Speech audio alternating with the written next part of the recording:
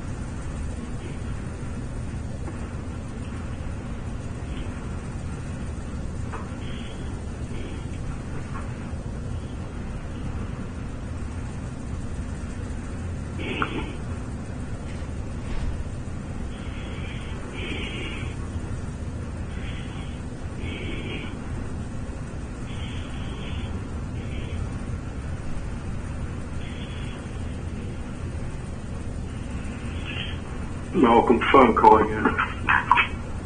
Hey, Malcolm. Is Nikki on the line yet? Yes, I'm here. Thank you. Okay. In that event, are we ready to go with the live stream, or is that already operating? This is Nikki. I just checked the website and it's live and working. Okay. With that in mind, at this time I will declare the meeting of the State Board of Elections to be in session. For the record, this is Michael Kogan, the chairman, and I'll ask each of the members as I call the roll to respond, indicating on the record that they are present. Mr. Hogan. Present. Ms. Howells. Present. Mr. Flynn. Present. Mr. Velp. Present. With that, I declare that we have a quorum present to conduct this meeting. Item number 2 on the agenda is additions to the agenda. We do have one addition. Dr. Mitchell of the Maryland Department of Health is available to address us and give us an update. Dr. Mitchell, are you on the line at this time? Yes, I am, Mr. Chairman. Great, wonderful. I'm going to turn it over to you then to make us all smart about this thing. First of all, let me say it's an honor to be here with you. I can introduce myself. I'm Dr. Clifford Mitchell, and I am the Director of the Environmental Health Bureau at the Maryland Department of Health. I'd like to give first a statement related to the recent board questions about elections, and so let me just start by saying if the board decides to revise its guidance from the last meeting regarding in-person voting at specific locations, we here at the Maryland Department of Health, along with all state agencies, will assist in the execution of your constitutional duty to uphold free, fair, and accessible elections for all, and your obligation that everyone have the opportunity to vote. We do have some specific public health recommendations to the board. They include the following. First, minimize congregation. As required by the governor, Marylanders are directed to stay home for an essential reason, it should be noted voting can be considered a reason to leave the house.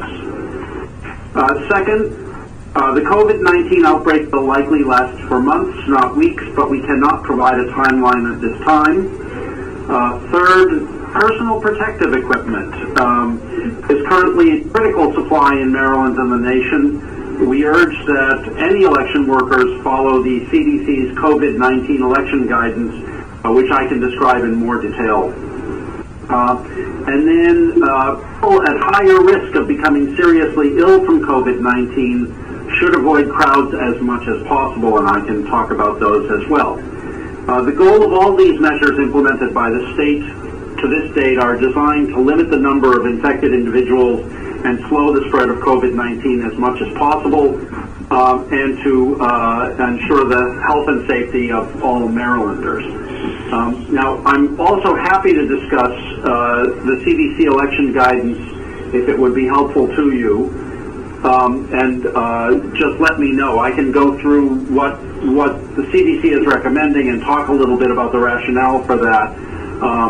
But I recognize that you have many things to do. So I can just start by sort of giving the overall framework, which is the CDC election guidance, which I'm sure that you are well aware of, recommends that elections officials encourage voters to use voting methods that are consistent with general public health recommendations to minimize direct contact with other people and to reduce crowd size at polling stations, including encouraging mail-in voting, early voting, drive-up voting, off-peak voting, and then relocation of polling places from nursing homes, long-term care facilities, and senior living residences to minimize COVID-19 exposure among older individuals and those with chronic medical conditions, and I can talk about some of those if you have specific questions. In addition, on polling day, for election day, polling workers should stay home if they are sick. There should be hand washing frequently by all involved. There should be good cleaning on a routine basis frequently for frequently touched surfaces. Cleaning and disinfection of voting associated equipment and incorporation of social distancing strategies, many of which you will already be familiar with. There are other specific recommendations for processing mail-in ballots, and one of the questions that has come up frequently about those involves the need for additional work practices or restrictions for handling those mail-in ballots, and we can talk a little bit about that. In general, CDC guidance on masks and respirators at this moment is they are not recommended for routine use in the community. CDC does recommend everyday preventive actions such as those that I've described above: social distancing, avoiding people who are sick, making sure that people who are sick or experiencing symptoms consistent with COVID-19 are not in the workplace or not in public, and isolating themselves at home, and then using cough hygiene and minimizing the spread of respiratory droplets. I'm happy to answer any questions about any of that you may have, and I'm delighted to have this opportunity to address you. Okay, thank you, Doctor. This is the chairman. I do have one question relating to the masks, the CDC election day guidelines, and you mentioned that masks not recommended for routine use in the community. The people working at the polls, however, wouldn't be in routine use in the community. They would be at a area where there would be, regardless of how we end up constructing this, where there would be some amount of traffic coming through, human beings coming through, and it would be in this environment for a very extended period of time. So my question to you with that preamble is MDH saying that masks are not advisable in that environment? Let me address that this way, because this question comes up a great deal in many work settings where people are interacting with the public. At this point in time, the guidance is that priorities for masks are for people who are directly in contact with people who are sick. As you know, we have a shortage of masks and other personal protective equipment, but particularly masks across the state. Masks are prioritized for healthcare workers. Masks are obviously prioritized for people who are working in settings where they know they are likely to experience have contact with people who are ill, emergency medical services folks, etc. At this point in time, and I want to be very careful about this, at this point in time, the guidance from CDC remains that masks for people who are well in the community are not effective in preventing COVID-19. Now, I should stress, masks are recommended for people who go out in public who are ill, because it prevents the spread of respiratory droplets. We are talking now primarily about surgical masks or other facial coverings, not N95 respirators. For people who are in close contact with people who are ill, we generally recommend, if they are available, N95 respirators in institutional settings like hospitals, because they are much more effective than surgical masks at preventing you from inhaling a respiratory droplet. Just to explain a little bit, the reason people are recommended to use surgical masks or other facial coverings is when they cough or sneeze, it does capture some of the bigger respiratory droplets. It is not 100% effective in catching the fine respiratory droplets. N95s are much more effective than that, but they are in even shorter supply than regular facial masks. But even surgical masks at this point are in very short supply, and CDC guidance for people in the community, even people who are working in settings where they are working with in contact with people, the advice that's given is what you want to do is set up, rather than using PPE, you want to set up engineering controls or your physical space so that there is not that direct contact. So the things that are more effective than, for example, surgical masks are things like physical barriers or ventilation systems that are positive pressure ventilation systems, which can direct the air away from the worker. So that's the reason that various institutions are exploring engineering controls or physical layout of space that minimizes face-to-face contact. In general, in industrial hygiene and in healthcare, we always prefer solutions to problems that don't rely on personal protective equipment. And in this time, even more important to do that because of the limitations of the personal protective equipment supply. So if you can set up a framework where there does not have to be face-to-face contact, or where there's a physical barrier, or where you could use a television screen or something else to do a remote communication, that, it seems to me, is a much more effective way of preventing transmission than personal protective equipment, which may not well be available.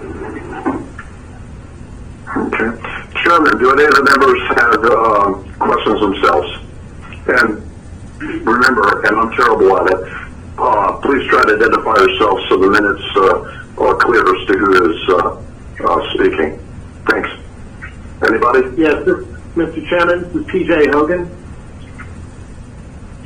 Yep. Dr. Mitchell, do you know of or any way that the ballots that would be received by mail could be sanitized before opening and counting? Mr. Hogan, the CDC, so there's been a lot of question about the ability of this virus to remain on paper. In general, the literature that's out there does say that the virus can survive for a certain amount of time in the open environment. That can last for, depending upon the type of environment, if it's a hard surface, if it's in the dark, if it's the right temperature, and the moisture is right, that can be for more than several days. It can be as short as minutes to hours. The studies that have been looked at paper have shown that it does degrade faster than on hard surfaces. As you may know from the CDC guidance at this point, there is no special precaution that is necessarily recommended by the CDC for the handling of those ballots. And the most important thing, again, because we're primarily concerned about aerosol transmission or transmission from hand to mouth if you're holding something, is for those workers to use good hand washing and as frequently as they can. But there is no recommendation at this point to do anything to sanitize those ballots beyond the necessity of transporting them and letting them stay for a day or so in the transport process. Okay, thank you for that. I have one other question. I heard what you said about the idea of setting up some kind of physical barrier if there is some type of in-person voting. Is there, and I know this is a projection, you have no way of knowing, but given the limitations on PPE, by June 2nd, do you think there would be any possibility of acquiring a limited amount of PPE for poll judges, poll workers in very limited locations around the state? Mr. Hogan, it's really difficult to speculate about that. Looking at the trajectory of where we're going, if the interventions, the non-political interventions that the governor has instituted are effective, we should hopefully see a flattening of that curve of increases, but we still anticipate increases, and we still anticipate increases in patient demand that are going to exceed our available supply of personal protective equipment here in the state and nationally moving forward. It's very difficult for me to offer you any kind of assurance that would be possible. I mean, it would be nice, but I don't know that I can say that with any confidence. Okay, thank you. Thank you, Doctor, and thank you, Mr. Chairman. Mr. Chairman, Malcolm Fun. Dr. Mitchell, you indicated that people coming in to vote, I noticed that the statistics show that the majority of the people that have the virus presently, COVID-19, are between the ages of 40 and 59, and not necessarily the elderly. And also, it's been shown that there are many people that are carriers, asymptomatic, and they may not know they have it, and then there are people that have it, and they're going to go out anyway, because I was just reading recently, this guy, his wife is pregnant, he had the virus, he wanted to be with her in the hospital, and he infected the people.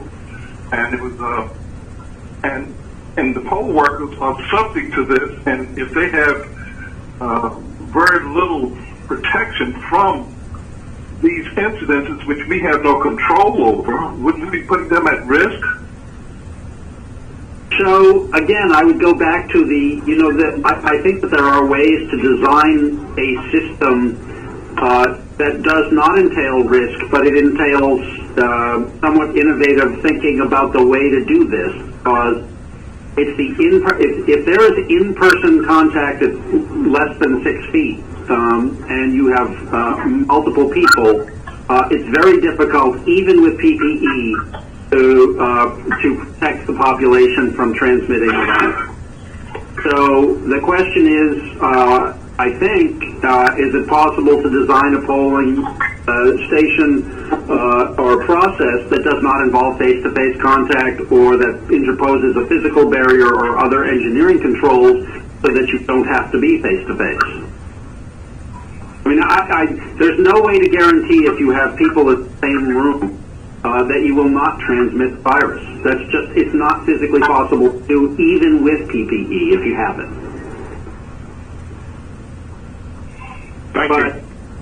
Okay, thank you. Anyone else? So this is Nikki Charleston. I've just been told that the sound has cut out, so could we just pause for a minute until we troubleshoot it? Absolutely. Thank you.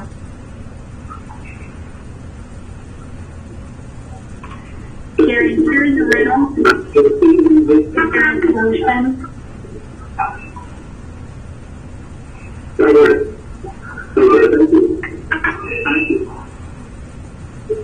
Anyone else?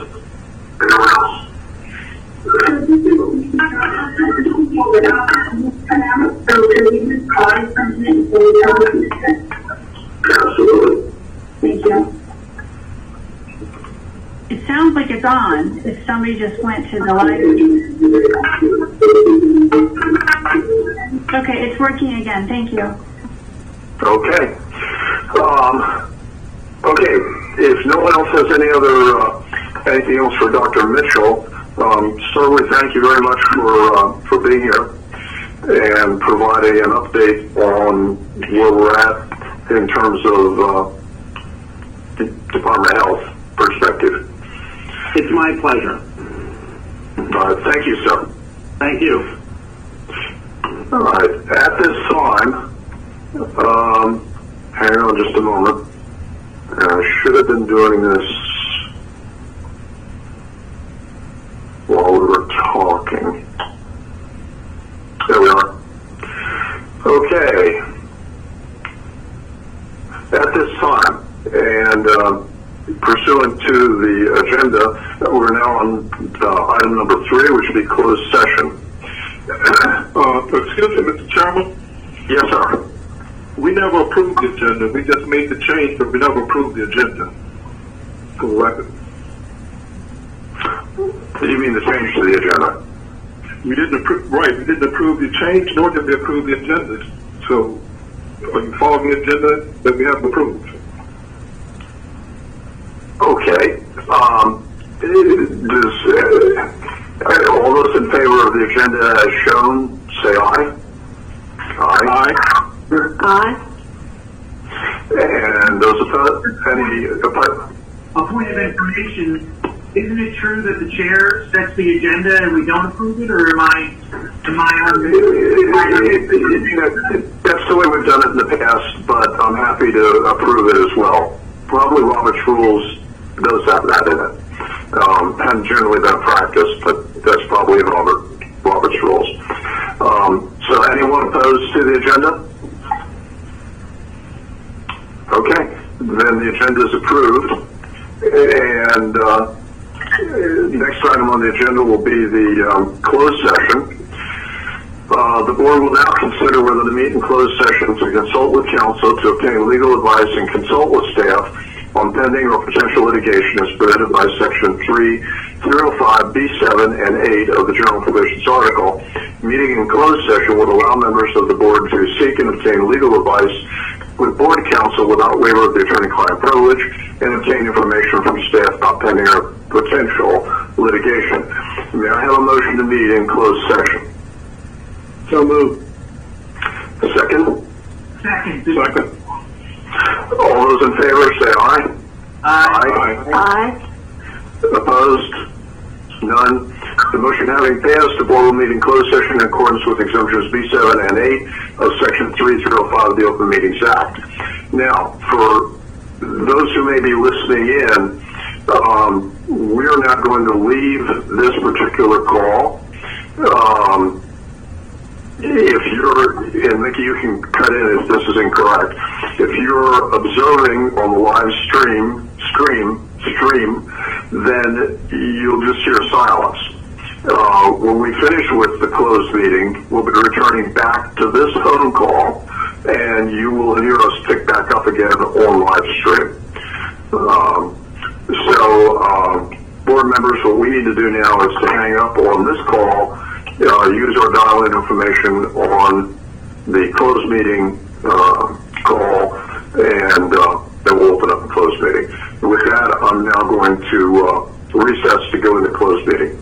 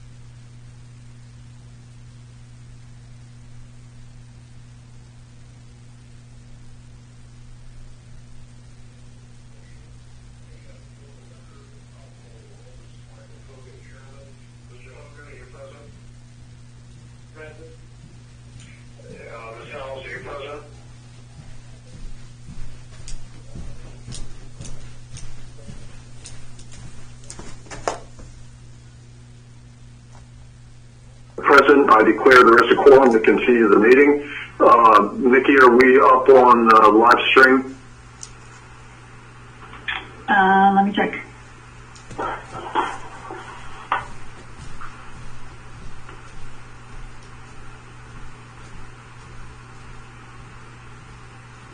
I think so, although no one's talking, so I can't confirm it. So can you do a test for me? Sure, happy to do that. I suppose I could recite something, but I think everybody prefer if I just said test, test, test, test, test, test, test. Yeah, I think that's good. Okay. And with that, we will move to item number 4 on the agenda, which is the plans for April 28th, 2020 CD Congressional District 7 election. And Nikki, I believe that is in your court? Sure, I'm happy to do that. So as you recall, last week we listed some deadlines and changes we presented to you all for you to consider to change for the April 28th election, and indicated that there would be probably some more coming, and so here we are. Back to request your consideration for 5 changes to how we would conduct the April 28th special general election for the 7th Congressional District, and then 1 additional just FYI. So under A, notice of changes to the canvass process, we're asking for 2 changes. One is to allow the local boards of canvassers, that's how they've convened at this point in the calendar, to begin opening and counting ballots on April 16th at 9 o'clock.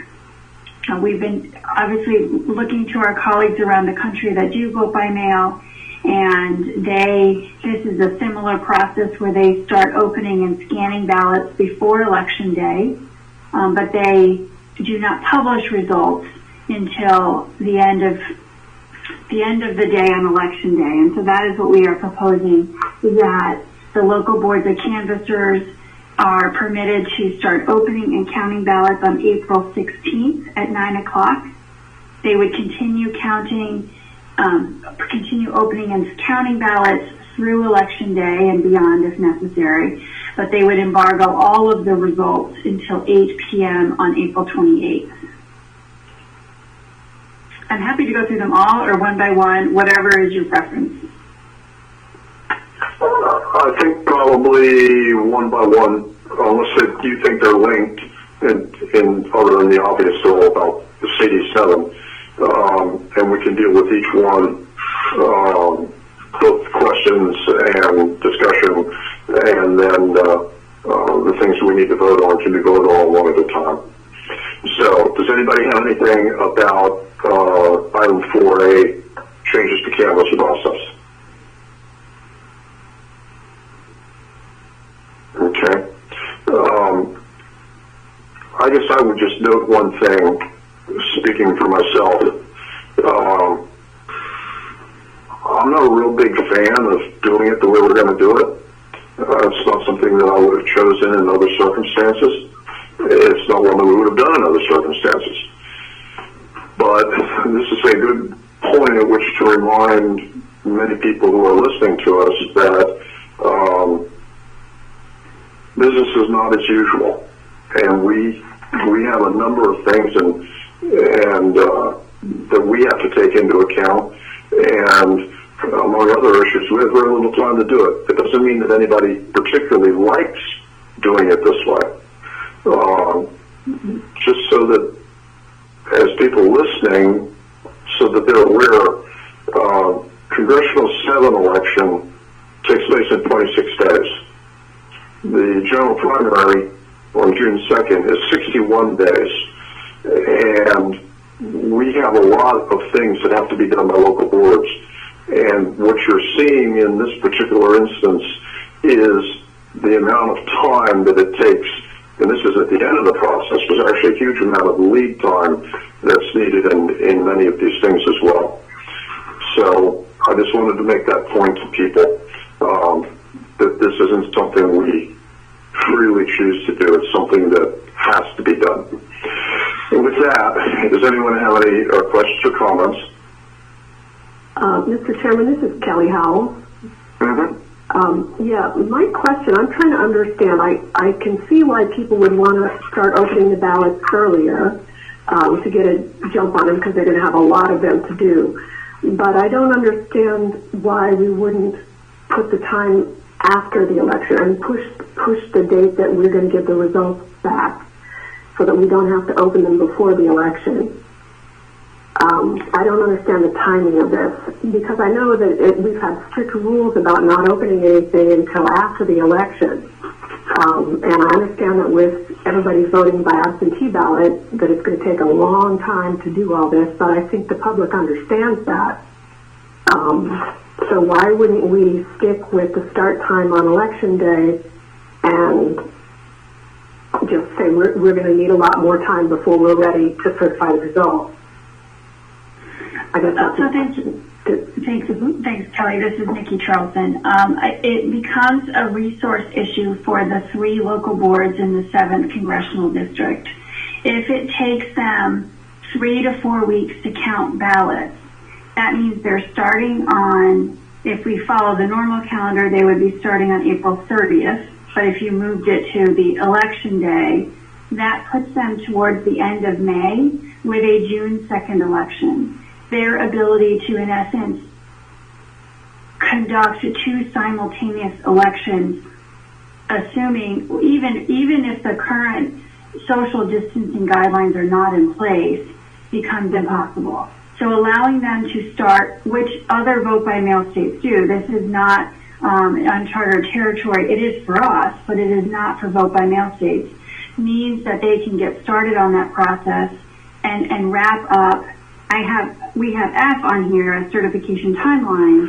And again, just giving that to you as notice because the 3 counties believe that if they can start on the 16th, that they will actually most likely not need an extension. We're leaving it on here just to discuss, to continue to let everybody know it's possible that they might be delayed, but by starting on the 16th, they think they'll be able to wrap up by, I think it's May 6th or 7th, whatever the second Friday after April 28th is. They just don't have the capacity to be counting ballots in May and getting ready for a June 2nd election.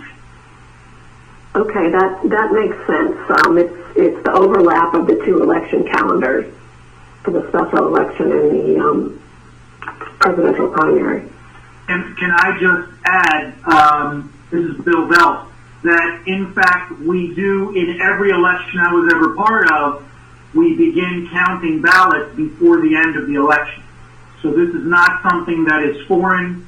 On election day, the early voting counts are counted prior to the close of the polls and not released until the polls are closed. So this is not something that's groundbreaking or never been done.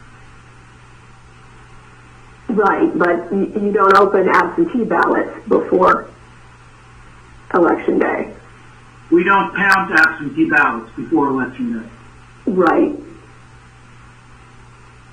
Okay, that was my only question. Okay, thank you, Kelly. Does anyone else have any questions or comments? All right, at this time, then, the chair would entertain a motion to approve the process to begin opening and scanning ballots on April 16th at 9 a.m. for the Congressional District 7 election, but not to begin publishing results prior to April 28th at 8 p.m. May I have such a motion? This is P.J. Hogan, so moved. Second. Moved and seconded, all in favor? Aye. Aye. Aye. Aye. Any opposed? None. Motion carries, and that is approved. Okay, Nikki? So sub-agenda item B is in-person request for vote-by-mail ballots. We have the citation here. This requires that people can go into the local boards of election offices and request an absentee or a vote-by-mail ballot in light of the fact that these offices are closed that requirement cannot be satisfied. Of course, we are mailing ballots to all voters and providing them with instructions on how they can get ballots in different ways. So there is still an opportunity to get a replacement ballot or a ballot in an alternative way, for example, the online ballot delivery system. But the requirement to offer it in the office during business hours just is not currently available. Okay. So you're asking us to suspend the regulation? Yes, suspend, yep. Okay, to suspend that regulation. Questions and comments, thoughts? Hearing none. The chair would then entertain a motion to suspend the in-person request for vote by mail ballot, Comar 33.21.02.01. May I have such a motion?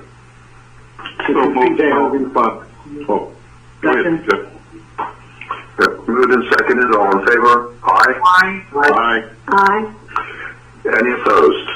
None. Motion passes. To suspend 33.21.02.01 for the CD7 election. Next item, Nikki. Thank you. The next one is similar. The election code 9-504, which is in the vote by mail for special election section of our code, requires in-person return of voted ballots during business hours for the same reasons that the offices are closed. Request that this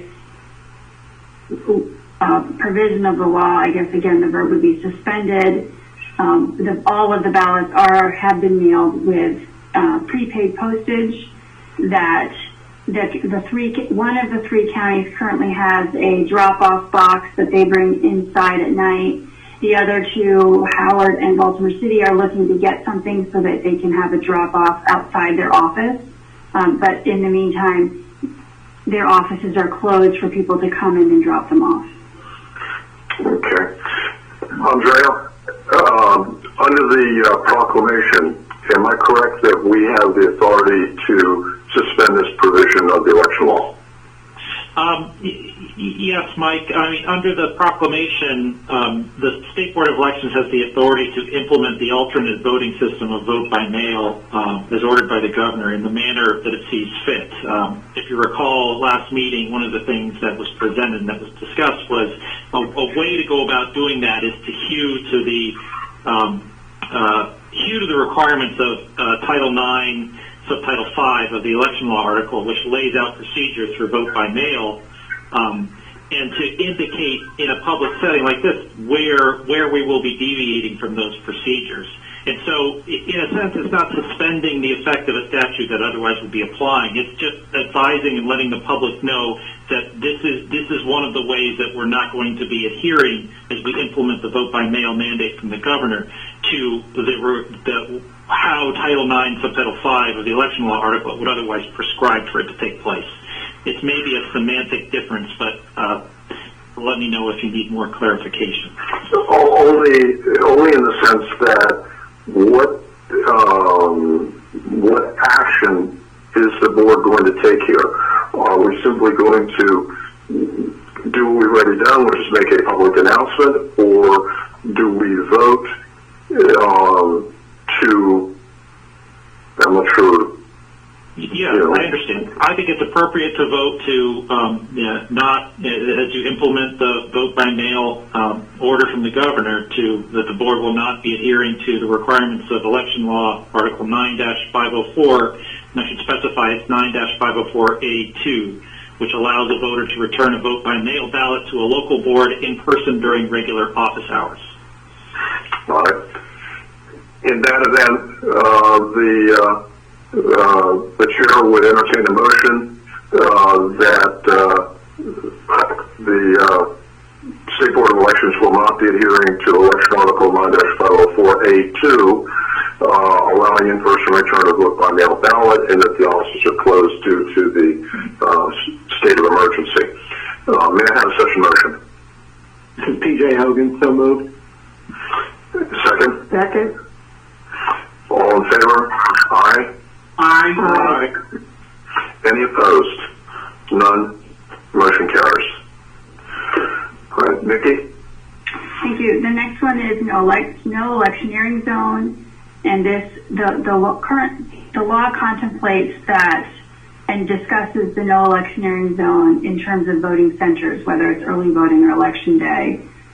This would be recognizing that those same restrictions would apply to the local boards of elections that have ballot drop-off locations. So as I said, Baltimore County has one already, and that the two others are looking at putting them in place, and it would apply the principles of the requirements and penalties of the no electioneering zone to these locations. Okay. Anyone have any questions or comments about this particular item? And before, let me interrupt, and I apologize. What exactly are we addressing? Not even going to the substance of it, just in a legal sense. What are we suspending or whatever? I understand substantively what you're saying, but legally, where are we at on this? I mean, in terms of, is it a COMAR? Is it an election law?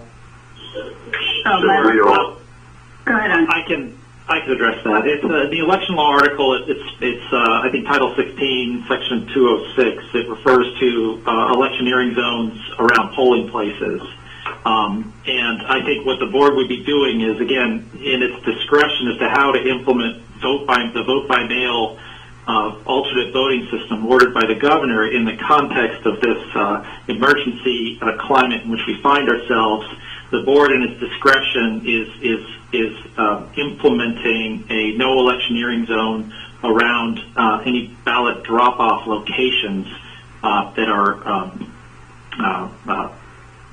implemented by the local boards of election, so as to prevent a situation where someone might be deterred from dropping a ballot off because there are people associated with campaigns congregating around ballot drop-off bins in an attempt to persuade somebody about a vote one way or another.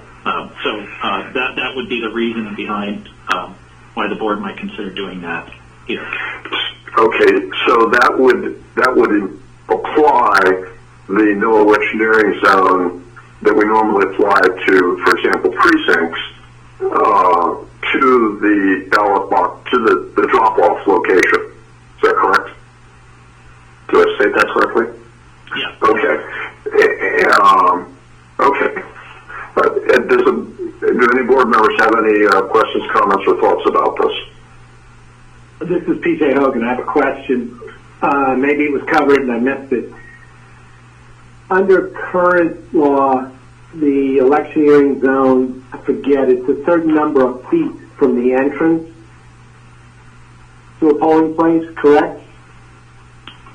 That's correct. In most of the state, it's 100 feet. Okay. Are we saying by doing this there shall be no electioneering? Does it matter the distance from a ballot drop-off box?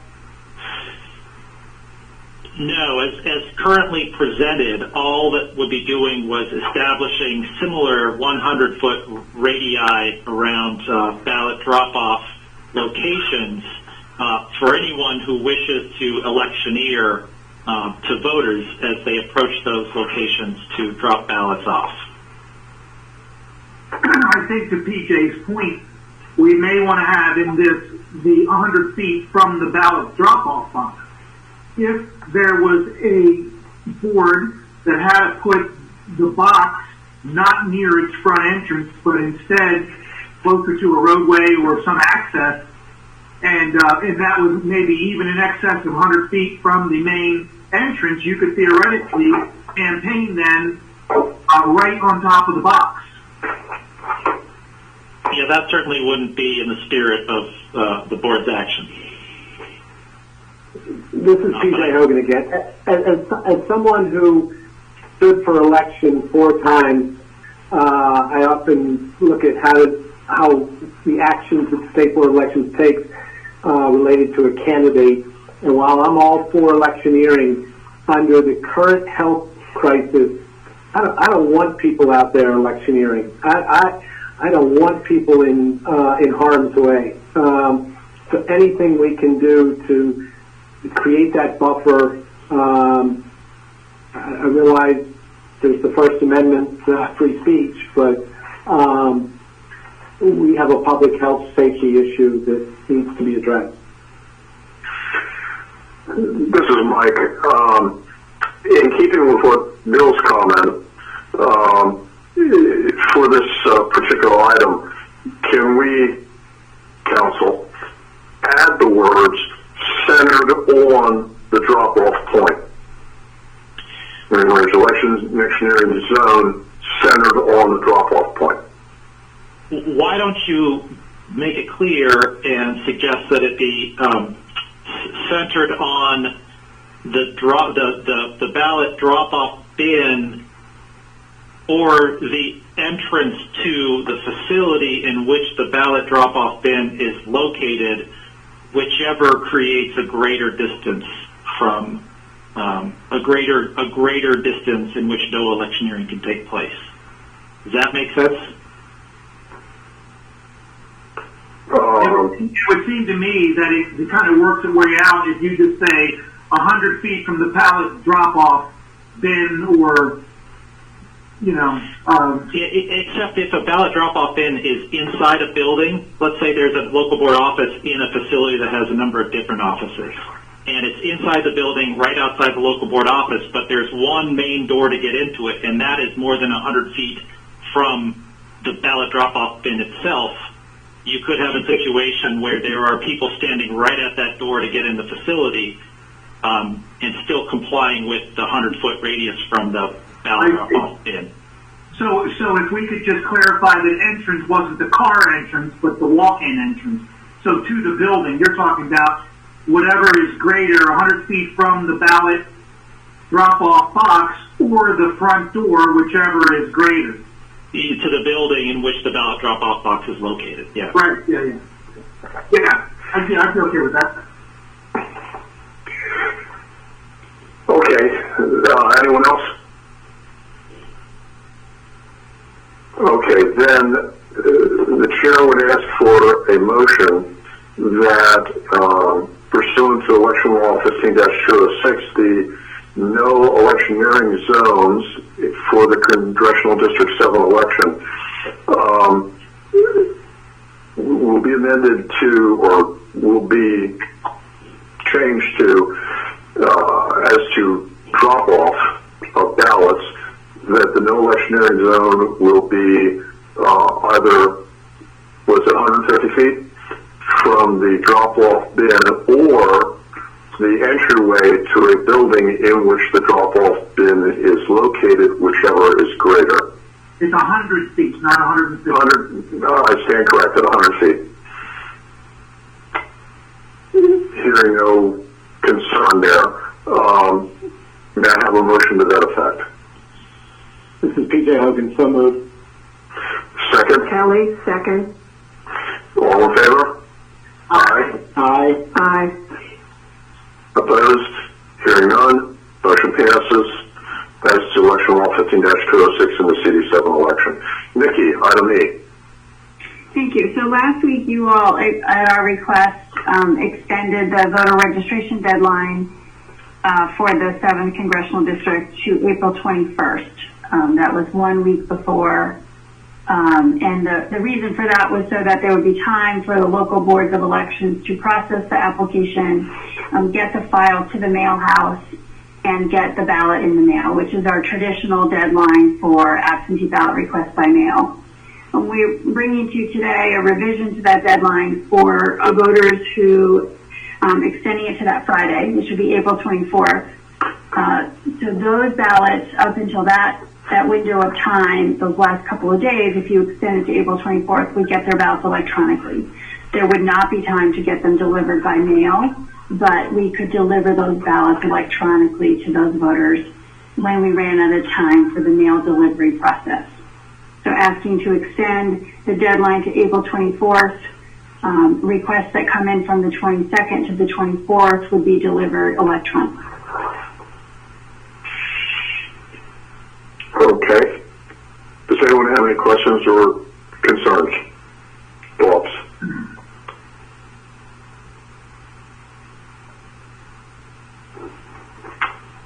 Nikki? Yes. Just one question. How are we handling that if we say that, and I'm not arguing about it, but if we say that and they're going to be delivered electronically, then the person that's coming in has to provide some kind of an electronic address, right? Yes, they'd have to provide an email address. Yes, Okay. that's correct. Okay. So we're extending the voter deadline, registration deadline to April 24th. I'm just trying to think it through from a legal sense. If we just extend the deadline and a person comes in on the 23rd and says, hey, I want to register, but I'm homeless.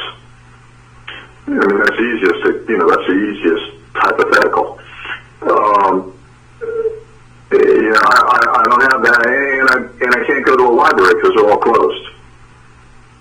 What do we do then?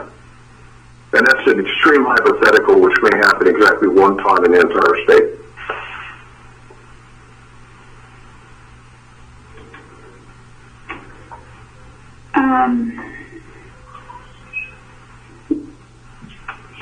Well, presumably they're using the online voter registration system because the offices are closed.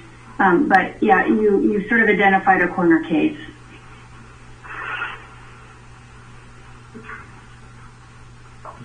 Okay.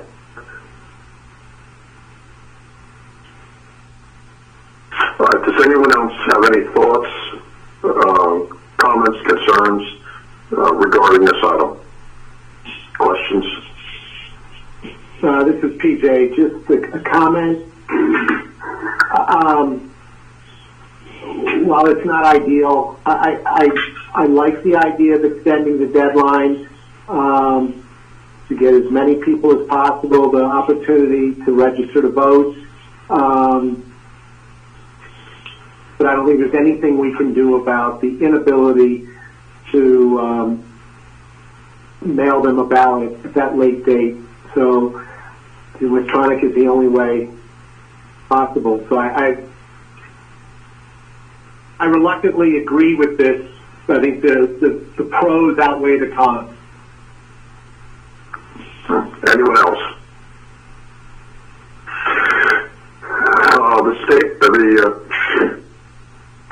The chair will entertain a motion to extend the voter registration deadline for the Congressional District 7 election to April 24th. May I have this motion? This is PJ. So moved. Second? Malcolm, second. Moved and seconded. All in favor? Aye. Aye. Aye. Aye. All opposed? Hearing none? Item passes.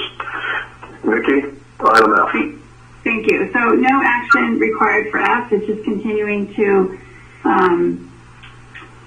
explain that there's a possibility that the certification deadline by the local boards of elections or boards of canvassers at that point might be extended. I do think that your prior action of allowing them to open the ballot sooner reduces this risk. I just want to continue to let people know that there's a possibility that results might take a little bit longer with a vote by mail election. As we get closer and we have a better idea of quantities, we'll be able to come back to you with certainty whether we need that to happen or not. Okay. So you need no action on this item? No action, thank you. Okay. Does anyone have any questions or thoughts about this that they wish to express? Hearing none, we'll now move on to item 5, the comprehensive plan for June 2nd, 2020 election. Now, those who are following what we put on the website and we'll be discussing. We'll note that a draft alternate proposal for conducting the June 2nd, 2020 election has been drafted. Now, this draft was prepared by the Deputy Administrator at my direction as Chairman of the Board, based on numerous communications that I have received and discussions with staff and with legal counsel. The essence of this is that we have certain perspectives, certain conditions that need to be met, and you're going to hear a number of extensive discussion about them. But the essence of what we're going to be discussing, and I've tried to make this clear in terms of the times that I've stated and how we have to do this. I've been involved with politics my entire life. In addition to voting, I've done telephone calling and literature dropping and fundraising. I've been on a central committee, therefore an officer of one of the major political parties. I've been a candidate. I've been a campaign manager. And I thought I knew elections pretty well until I became a member of the state board. And I realized that the difference is kind of like having a car and being a really good driver and understanding the maintenance that has to go into the shop floor and taking care of the car and understanding it pretty well. And then having to deal with someone and they say, well, the engine's got to, we got to take this engine apart and go in and fix such and such and then put it back together again. And you want to say, oh, okay, can you have it ready by about 2 p.m.? And the person looks at you because it's a 5-day job. There is so much that goes into an election that goes on behind the scenes that's done by the local boards in particular, that is absolutely amazing and involved and complicated and takes time. And time is what we're running out of. 61 days until the general primary election on June 2nd. So, rather than waste even one day, I wanted to have an alternate plan drafted and ready to go for discussion by this board in this meeting. Time is of the essence. So, having said that, as an introduction, Nikki, comprehensive plan for June 2nd, 2020 election. We have one that has already been posted. It reflects the meeting that we had, I believe, on the 25th of March. And we now have a second, what we've tentatively titled Draft Alternate Proposal. Could you go through that for the board, please? Sure, thank you. You mean Plan B to go through, right? I do. Okay, sure. So, as Mike explained, I worked on this Plan B, and so it includes 3 ways of delivering the election to voters. So we would send all eligible active voters an absentee ballot, and we would include prepaid postage to return that ballot.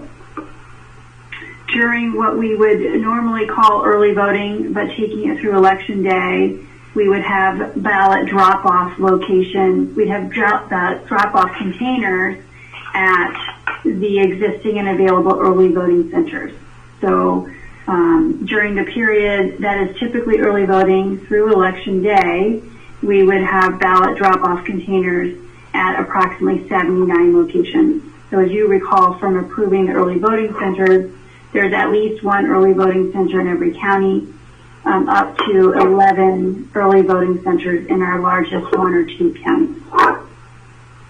On election day, the early voting centers would also be available for in-person voting, and continuing the absentee ballot drop-off. So just to summarize, mailing ballots to all voters. There would be ballot drop-off locations at existing and available early voting centers, starting the early voting period through Election Day. And then on Election Day, those available early voting centers would have in-person voting. So there would be 79 in-person voting locations across the state, at least one in every county.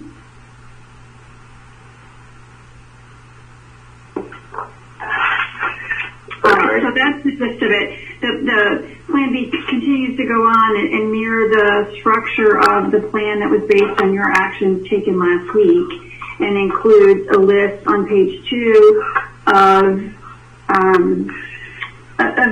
changes that we would need to make. That if the governor's proclamation was similar to what was done, with similar language to the special general election for the 7th Congressional District, there would be some changes to order to implement it. On page 2 is a list of 9 items that we would need to change or need to adopt to change current laws and regulations. And then there'd be also under C some possible dates and time periods that we would want to postpone, like you have already done for the 7th Congressional District. So structurally it mirrors the plan that you received earlier this week, but it has different content. All right, and with that, I'll open the floor to the members for discussion. Mr. Chairman, this is P.J. Hogan. I have a question about I guess number 3 on Election Day. Is that, guys, I'm sorry, what? okay. 583. On Election Day, we would have the 79 early voting centers open for in-person voting. Is that what you are suggesting? That is what this plan proposes, yes. How many people are required to staff an early voting center? It would, between the election judges and any local board support and perhaps other support staff, it would be more than 10. I'm assuming that's what you're looking at, the 10. Yep. It would vary by location and by county, but it would exceed 10. Okay. So right there, I'm concerned with violating the order of having more than 10 people in one place. But let's put that aside for a second. That means we would need at least 790 people to work these early voting centers around the state. Is that accurate? Yes. Yes. I think the number that we've been using is it's about 1,000 people to work one day of early voting. Do we have any sense of whether that's even possible to get 1,000 people to work that day? So in Plan A, for lack of a better word, the plan that was based on your action last week,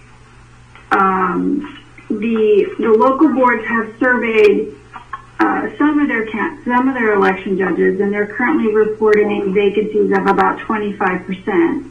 The caveat on that is that the specific question of, are you willing to work without any protective equipment, has not been asked.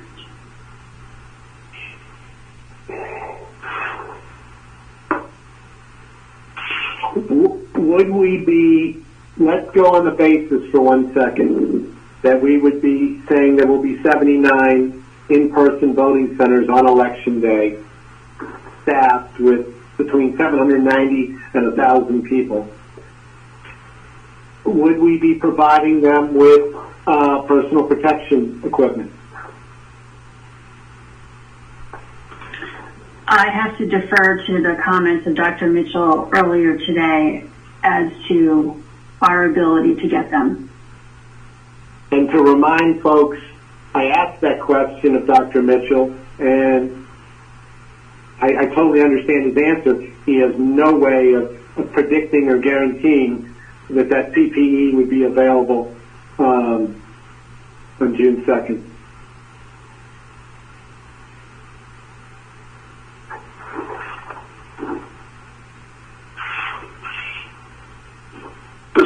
I'm concerned. Yeah, I'm sorry. I'm speaking as I'm thinking. I'm concerned with that many. Let me back up a second.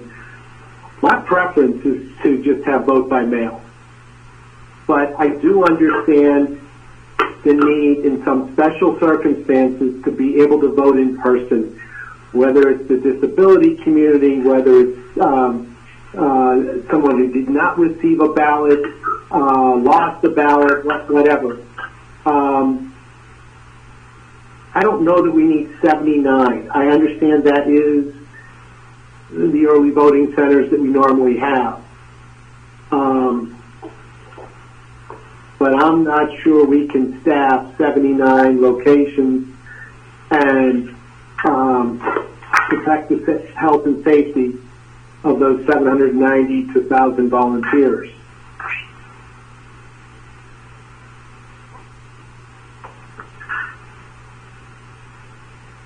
I guess it's not a question, it's more of a statement. I'm open to discussion on this. I think the better path is somewhere between one per county and I mean, I think about Montgomery County. Does Montgomery County not have 11 or 12 early voting sites? They have 11. Yeah. I mean, yeah, it's a big county. I mean, I know it very well. But if there's anything else we've noticed about the current stay-at-home order, there's very little traffic out there. So it's easier to get around than normally, unless you're relying on public transportation. I understand that. I would be open to a much smaller number and still preserve the in-person voting on Election Day. With that, I'll stop for now.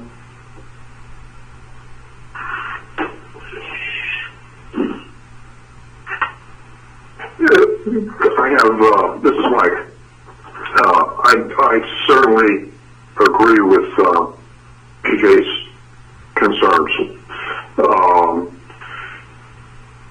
So I have two thoughts about that. Thought number one is, while the state may not be able to guarantee that it can provide personal protection equipment, much in the nature of personal protection equipment can come, and protection other than personal equipment can come from what people have. There's a person in their house may have gloves. They may have masks of different kinds. I know the president was saying the other night on TV that you could, scarves, depending on how they're made, may make an excellent mask.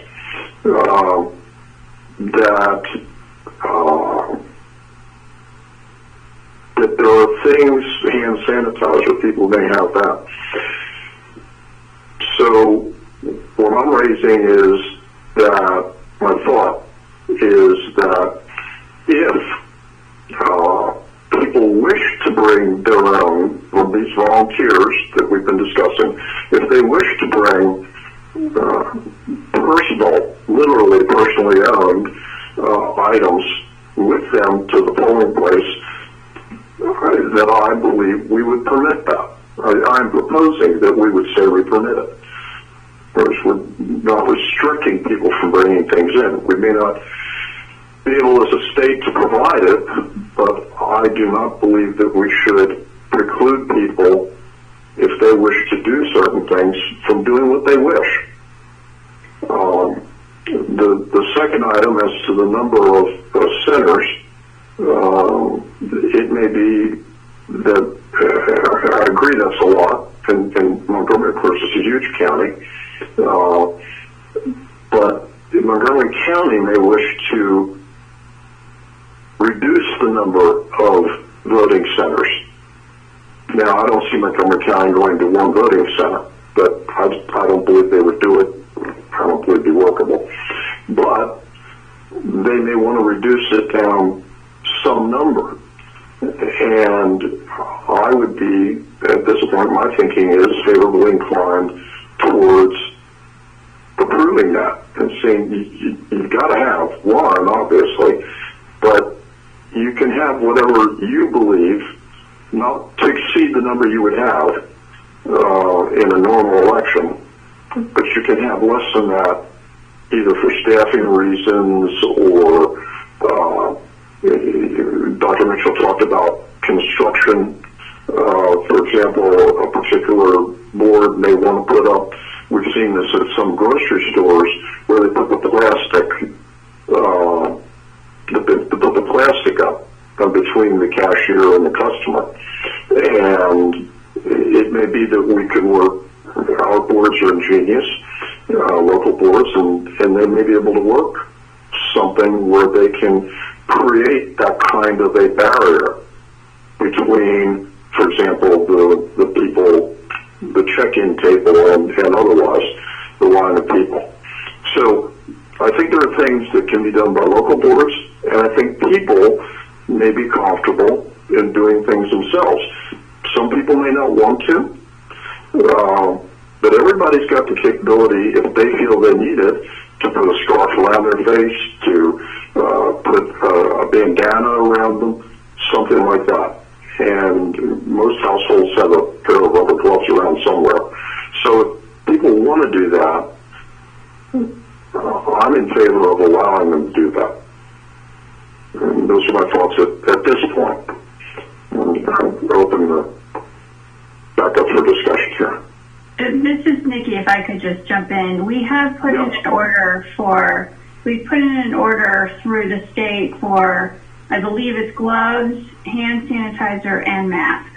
So we are trying to put that in. We put in the order for the 7th congressional district. So there is a mechanism by which we can make those requests, and we intend to do so for June as well. No promises, but that is something that we are trying to obtain for our election workers. Again, they can bring their own, as you said, but we are trying to do that for them. Okay, good to know. Anyone else, thoughts or comments on this general topic? Yeah, this is Bill. My feeling after reflection, after the discussion and some other advice and really thinking through this is that I believe we should endeavor to have something available, although I agree with TJ, I'd love it to be all mail, but I would like to err on the side of something available. And I with you as well, Mr. Chairman, when maybe we have a minimum of one per county up to the amount of early voting sites that are in each county, if practicable. So maybe that they would submit to the board, the local boards would submit in a timely fashion to the state board what they would like to do in their county. It may be that some of those locations are private and not available. It may be that they don't have enough staff for, let's say, 11 voting centers, but maybe they had enough staff for 7. And rather than us pick those 7, they're the ones with the feet on the ground that understand how they can best cover their county, and they could come to us with, here are the 7 we can staff and run. I also think it should come along with some advice from, or guidance from the FDE and the board on maybe, some different areas of what kind of distancing, how to logistically handle. Maybe rather than have one table, we have a depth of 2 tables, so the voters are never standing over, one of our election workers. And some enhanced cleaning protocols, like after somebody uses a BMD, it's immediately cleaned by some protocol. Maybe some logistics advice that comes through how many maximum people can be based on square footage in a room. Maybe the return for the ballots is not inside the same room where the voting is. So we're having less people inside that same room. So you're not having to receive just ballots that are returned versus those that are trying to vote. And something around PPE if we can.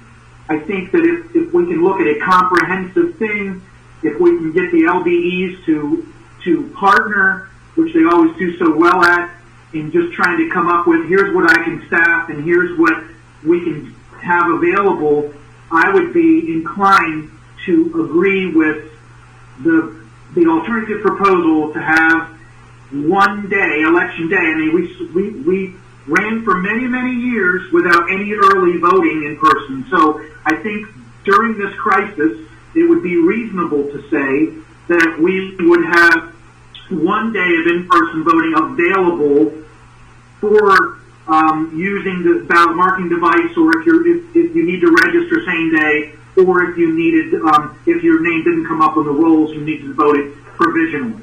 And those are my thoughts. Anyone else? This is Malcolm.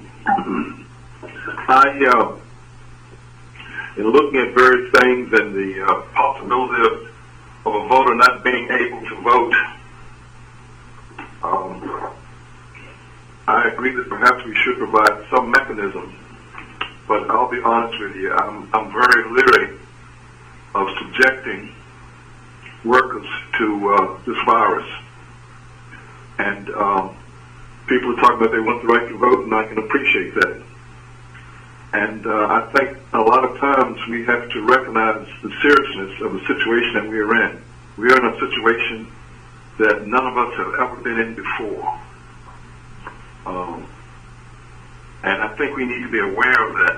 And when I was listening to Dr. Mitchell earlier today, he was indicating setting up ventilating systems and fans and putting up screens and TVs to prevent people from having personal contact. That sounds better than what you're able to do. And then he indicated that it's not necessary for them to be in PPE. And he's a professional, but everything I've heard and listened to him said, you need to err on the side of caution, because we don't know what this virus will do, can do, and where we will be on the 5th of June. But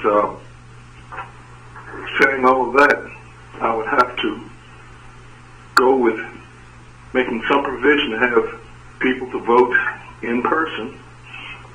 But at the same time, I'm wondering if we need 10 people there, subjecting more people to that. And I've noticed some organizations said that if we need in-person people to work the polls, they would provide those with us. They would go out and recruit them. So I think we need to contact these organizations that have indicated that they would do that, and let them provide the people that want to work the polls, since they have indicated that they would be willing to do this. So, Nikki, I would ask that perhaps we need to contact these different organizations that have indicated they would help staff the polls. And but those are my comments in this regard. Thank you. Anyone else?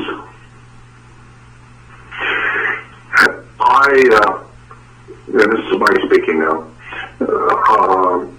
I think there's some things that we can do. First of all, I agree with all my colleagues in what they've said. And I think our general feelings are well reflected in our previous meeting. But I would like to be in a position of saying to our people in the LBs, the number, you got to have one center, but what number you have up to your early voting limit is up to you. Use your discretion. Number two, that we affirmatively allow people, if we can get personal protection equipment, that's great. But if we can't, if we don't get enough of it, that people be allowed to wear what they believe is appropriate for their own safety.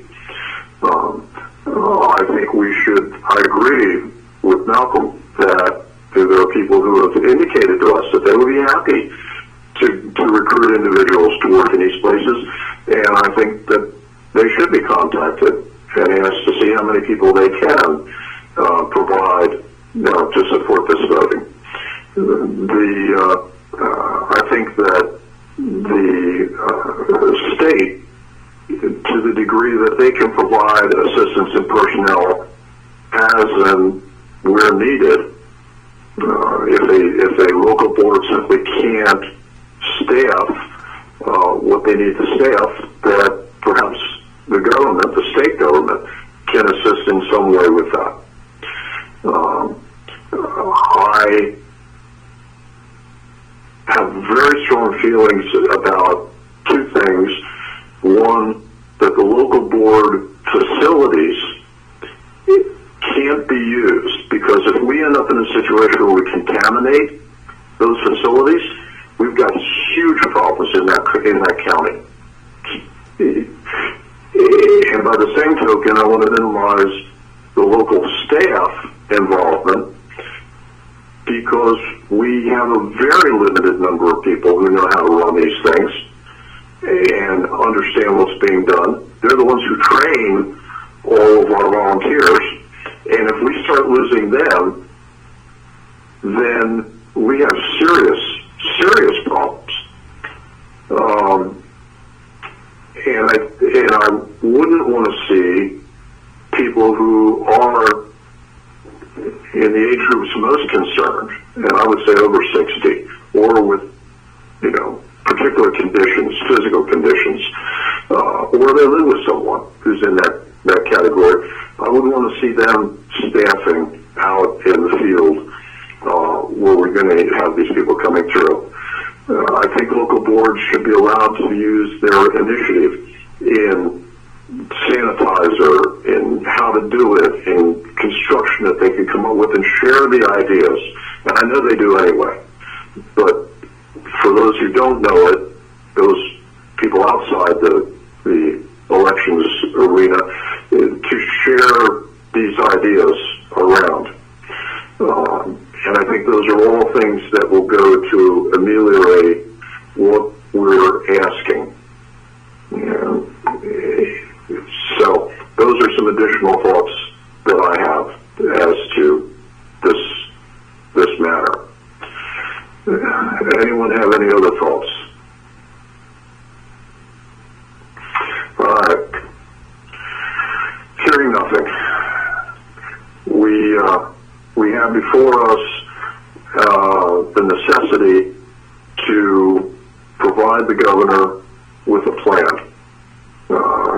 We have a draft plan that's been developed for us, and I think I'm just looking through this myself to see if there's anything specific we need to bring up.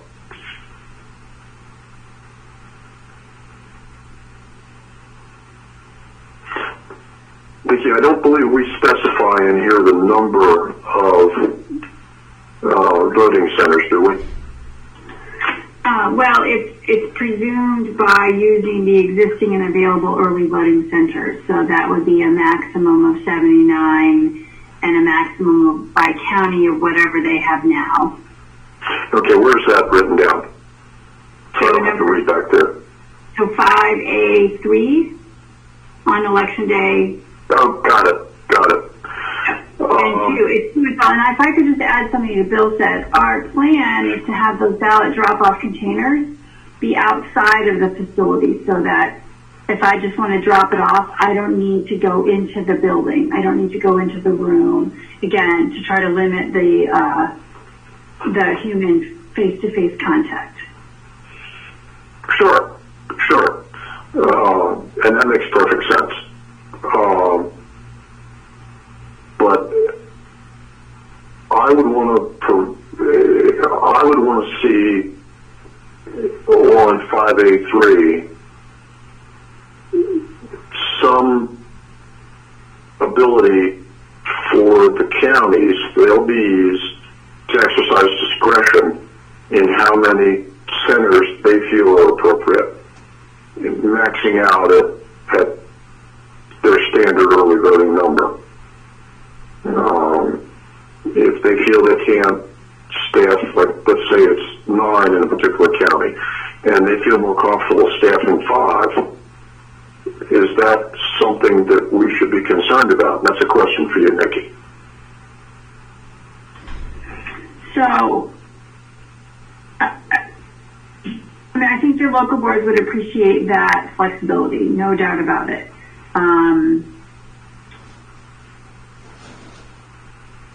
If there's more guidance that you all can give, that just minimizes the imbalance between similarly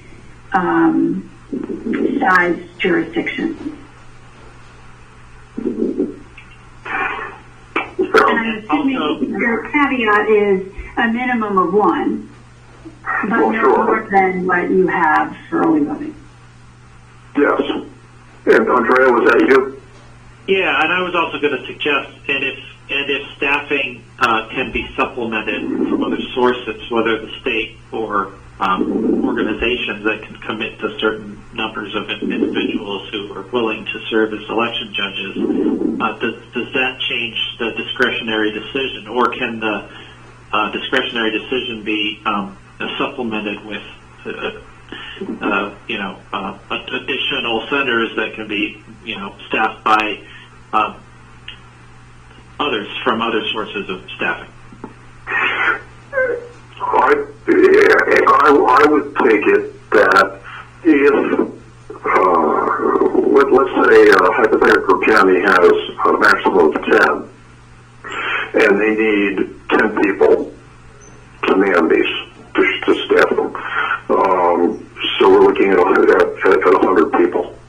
And they can only come up with 50. So they're thinking, well, we can only really operate 5.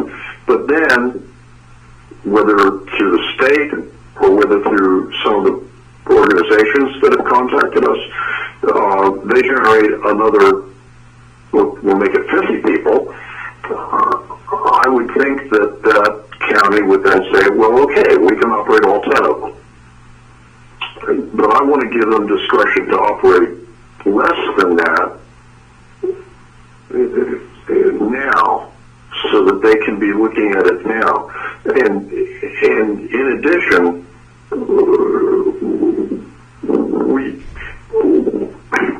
what we don't want is people to think, and I'm really concerned about this, we have a relatively very small group of people that should have a need to go to these voting centers in person on election day. And I mean, it's a very, very small number of people. And what I'm concerned about is that we're going to be in a position where we're going to look like we're open for business as usual, and people are going to think, well, I'll just go vote. And we want them to think ahead. We want them to send us absentee ballots in. I'm no friend of vote by mail. I think there's huge problems with vote by mail. But that's when I'm not in the middle of a pandemic. And right now, if I can give discretion to the people who are at the tip of the spear, I want to try and do that. I want to give them as much flexibility to deal with this situation as I possibly can. And so that's kind of how I approach it. I'm very very sensitive to the fact, never mind, I think my feelings are obvious. These are the people doing the work. We give them a task, and then we rely on the fact that we have good people working for us. If they have the assets to do more, I believe they will do more. If they don't have the assets, I don't want them to have to come back to us and say, well, we don't have this, and as though they have to justify something that we understand the concern. So that's my approach. It may not be one that the rest of the board agrees with, but that's my approach. Other comments, thoughts, concerns, questions? This is Bill. I think it would be very, very difficult in some situations if Montgomery County had 11, and you never know, 2 or 3 of them are not even available. They have 60 days before an election. They're trying to come up with a new one to say they have to have 11. But I also think that we don't want to put it all on the LBE, so that's why I was thinking that they could come up with their assessment quickly and refer that to our meeting that we could have. We could set up a meeting, an emergency meeting, public like this, when all the counties could have in. We're going to have 5, and here's the system, here's where they are, and here's why. And also, I don't think we needed to today figure out, because that's not going to the governor, all the other guidance we could help with about how to logistically run it. This is only for the governor to issue the orders, and then the SBE and the LBEs run the election, right? True. But what I'm concerned about is if we in this plan, and that's why I focus on that one section, if we in this plan say that they're going to do this, now it says existing available, so arguably the LBE could come back to us and say, look, we can only staff 8 out of the 10 that we would normally have. Or we're only really equipped to do 8 for other reasons. It could be any number of reasons. Unavailability of the site, maybe an LBE is doing some work to, for example, putting those shields up. They feel that they can do a good job up to 8 of them, but they can't do any more than that. It could be staffing, which has been one of our biggest focuses, our greatest focus, I guess, better grammatically. So I understand what you're saying, and I'm actually okay with that, with letting it come back on the state board to shoulder that burden. And if there be criticism, then the state board gets criticized. But at the same time, I don't want to have something go forward that seems to suggest that we're going to max, that the LBs are being told to max everyone out. And that's what I'm concerned about.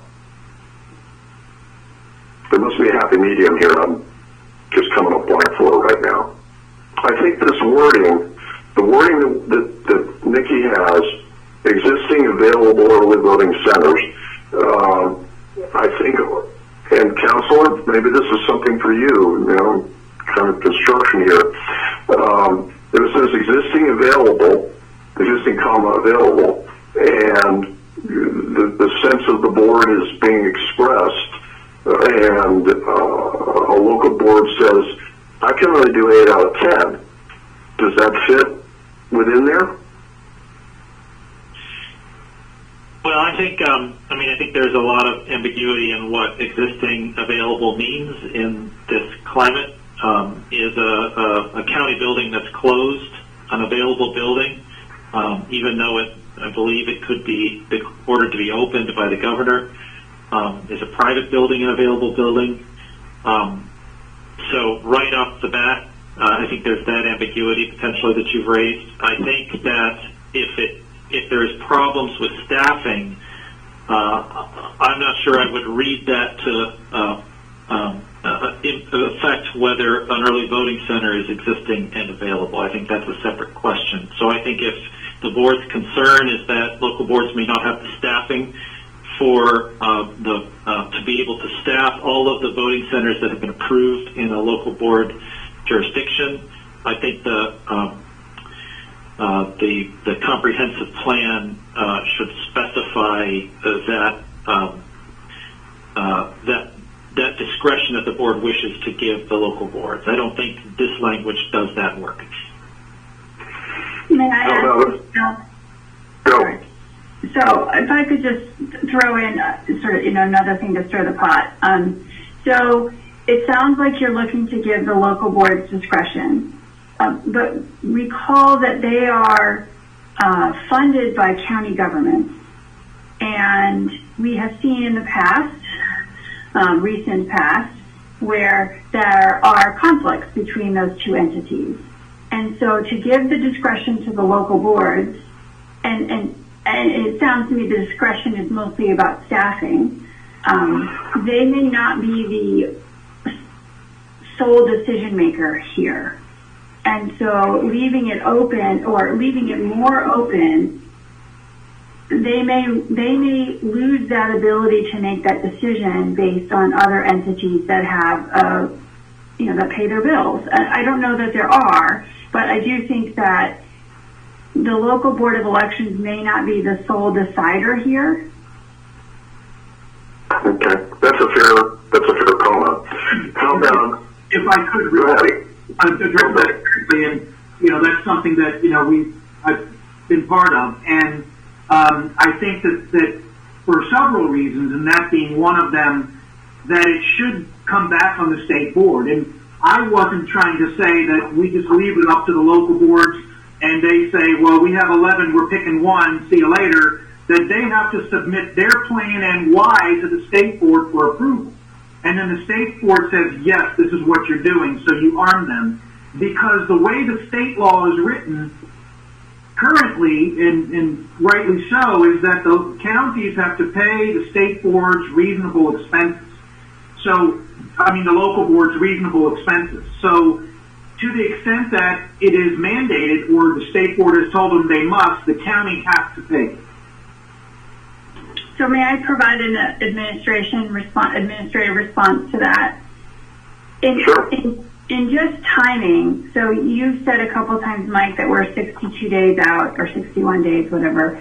61 by my count. Okay. So if we're doing a vote by mail election, which it seems to me, if we're sending ballots to every voter by mail, that effort gets started tomorrow. We've obviously alerted our mail house that this is a possibility, but our plan is to put in those materials the location of the in-person voting facility. And so that clock starts ticking the second the board makes a decision. And I just worry that replicating the early voting approval process, we are running out of time already to get ramp up this mailing process, because we think that putting that information in the mailers is a really important way to start that voter education piece. And I just worry we don't have time to do the state board approval process. If you all can put a parameter on, if you have one early voting center now, you have one. If you have more than 5, you have X number, and just set some parameters now so we don't lose time having them to find something, come back. And of course, we have to wait for the governor to do something with this, right? You're submitting a plan by tomorrow, and we need to wait to get feedback. So while we can get started on some things, we can't assume that this is exactly going to be what he orders. I agree with you, Nikki. And I'm the one who raised the problem that we do not have time. We're tearing this engine down, and we got to put it back together again, and we can't do it by 2 o'clock this afternoon, and short amount of time. So can I ask a question Go ahead. about that? Because it's a very good point, Mickey.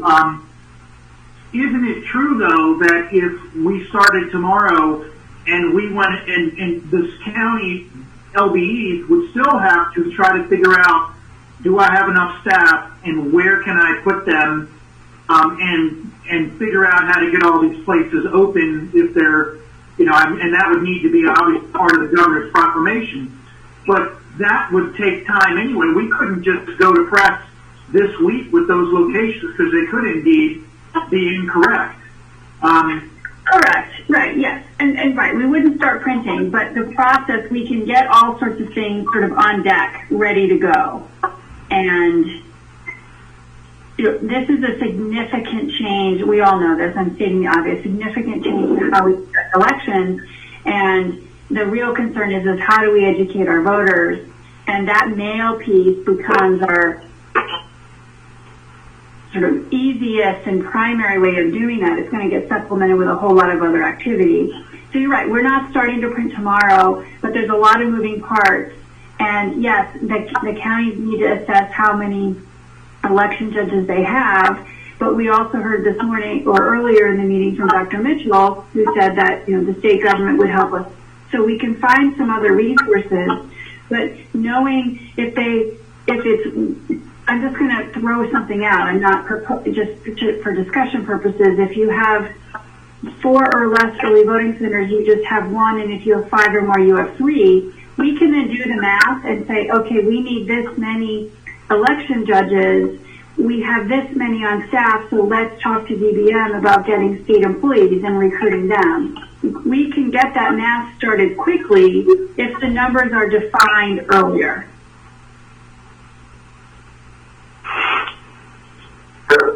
Okay, and I guess the problem that I created is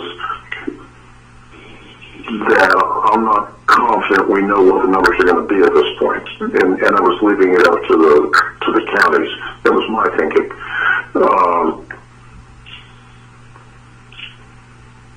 So is there some happy medium here? This is PJ. In an effort to try to give a happy medium, just what I feel comfortable with authorizing the LBEs to have a minimum of 1, a maximum of 4.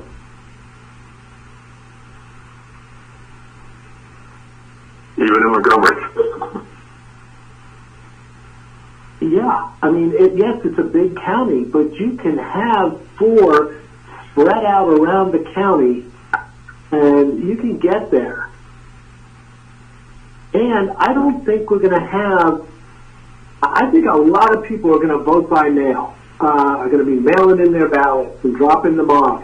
People don't want to go out of their house. They don't want to expose themselves. As you said earlier, this is the people that absolutely need to go to this voting center on election day is a very small subset of the total voter population.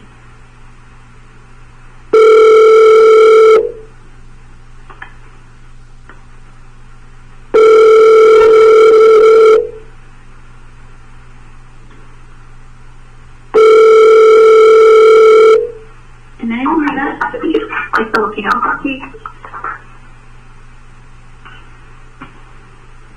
Hello? Hello? Okay. Hello? Can I ask who that is? Hello? Who just joined the meeting? Hello? Who just joined the meeting? Hello?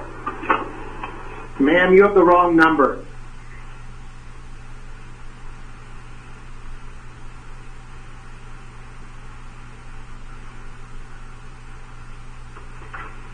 My guess is we somehow called. Yeah, my guess is we somehow called her. It does sound like that, actually. Yeah. Okay. Well. Okay. Well, so we have. Go ahead, Malcolm. Well, I was going to throw wrench in their works. While you're trying to debate what number we should have, can we get assistance from the Maryland Department of Health in setting up standards to protect the poll workers since they won't have PPEs? He indicated certain things, so can we get assistance from them to work with us? Just a question. This is Nikki. Yes, they've already offered that. They've provided us with some of that information already, and we're trying to compile it with to address just general wash your hands, stay away, to disinfecting and keeping equipment, how often we should wipe the equipment down. So yes, they have offered and are already helping us with that, and we will continue to work on that to have something to provide for this election. Okay, thank you. All right, so that places us at this point with the issue of the locations, and we've expressed our kind of general thoughts about stuff.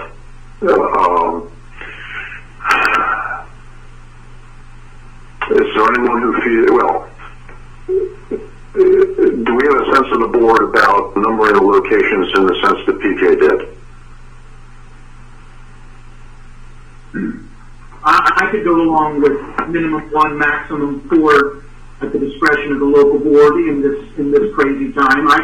I could concede to that. Yeah, this is Malcolm. I have no difficulty with that. You have to realize that you perhaps won't have those many people coming out anyway, because as I think Mike indicated, a lot of folks will not want to come out, so they may not need to have the same number as they have in early voting. And it's just one day, it's not stretched out over a week or 10 days. Kelly, what do you think? Well, I agree with the speculation that the number of people who are going to use these is pretty small. During the early voting days, it's just drop-off centers and nothing else. So I don't really have a problem with opening up the usual early voting centers that are available and pushing the message as hard as we can that voting in person on election day is only for people who cannot vote by absentee ballot. And I like the idea of keeping, if we can, the already established locations that we have in each county. I think that makes our message much simpler. If we restrict it to 4, then we have to be sure people know which 4 and which ones are not. And I think that the burden on personnel, if it's just a small number of people coming in because they are inactive or because they are disabled, I don't think it's going to be like a typical early voting center day. Not at all, and not at all like election day. It's a drop-off center with some people voting in person, as long as we can push that message. But I'd like to keep it as simple as possible, which is why I like the idea that the established early voting centers that are available are being used as drop-off centers. That makes a lot of sense. And I like the idea that the established early voting centers that are available are going to be used not only as drop-off centers, but also as in-person voting centers, only for those people who really need it. And I want the staff to push that message as much as possible, and I think people are going to hear it. What about if we, this is Mike, what about if we have the existing available early voting centers and then add as established by State Board of Elections? And with an indication that if a county comes back to us and says, we want to max it out, then we max it out. And if they say we need to pull back, then obviously this board has already indicated that we would be very amenable to hearing them out about that. So you're saying, Mr. Chairman, as the number of which, as established by, and this is Bill Bell, the State Board of Election, so that we're very clear in our wording that It may not be, because if you just say as established, well, that was already, there's 11 in one county. We get to establish the number, and we can then give direction saying that number is min 1, max 4. We could. Well, yes, the way I phrased it, we could. I think that the essence of it would be that we would be to some degree guided by the LBEs. The default would be whatever you use normally. If it's 11 in Montgomery, it's 11. And in, I guess, Kent County, it's 1. And that will be the default number. But if they want to come back to us and say, we don't think we can meet the default, then we get into we get more involved in this. What I guess I'm worried about is, we're all worried about it. This is an ad hoc election. I mean, it shouldn't be. In a perfect world, it wouldn't be. But in this world, it is. And so we're trying to pick our way through a minefield. And that's not an easy thing to do. I'm worried if we just let it go in and we say, you're going to use your usual number, and then we run into unforeseen issues, and we have so little time to make changes in this, that we're going to lose time. Because people are going to come back and say, look, we got this problem, and then we can't deal with it directly, we SB can't deal with it directly, and so on and so forth. I want to build flexibility into the system so that if the local board runs into a problem, they can come back and say, we have a problem, we have a fix, but we can't do what we originally intended. And then we go on from there. So I guess that's where I'm coming from. I just don't want to bind everyone into this, but I'm also not pretending that I'm so smart that I know what the right number is. And I don't mean that in terms of PJ. That was a perfectly good number. I mean in terms of me. I'm the one who brought this up. I'm not pretending that I'm that smart. What I am saying is that the people who are smart about what a county needs are in that county. So that's what I was coming up with. That's where I was coming from. And PJ, again, I don't mean to be a doomsayer. I'm all for giving the LB flexibility, but I think they even won't know. I just throw these numbers out right now. Yesterday, 23 total deaths have occurred so far in Maryland from COVID-19.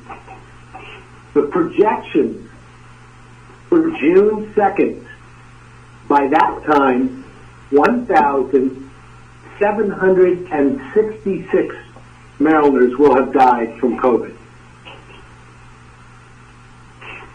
I think there's going to be more and more fear as we get closer to the election, and that's why I'm erring on the side of less is better than more.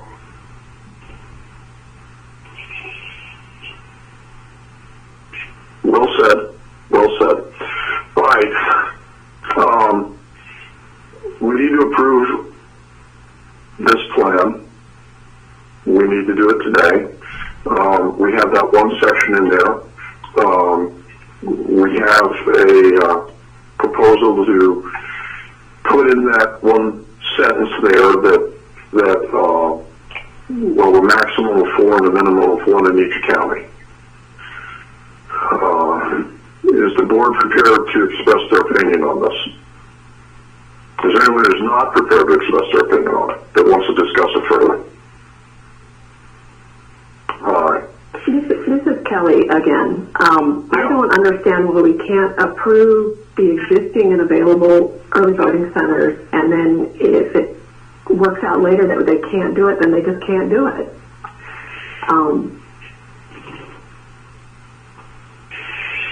Because I heard Nikki say that time is of the essence and we need to decide. So if we say only 4, well, then we have to decide which 4.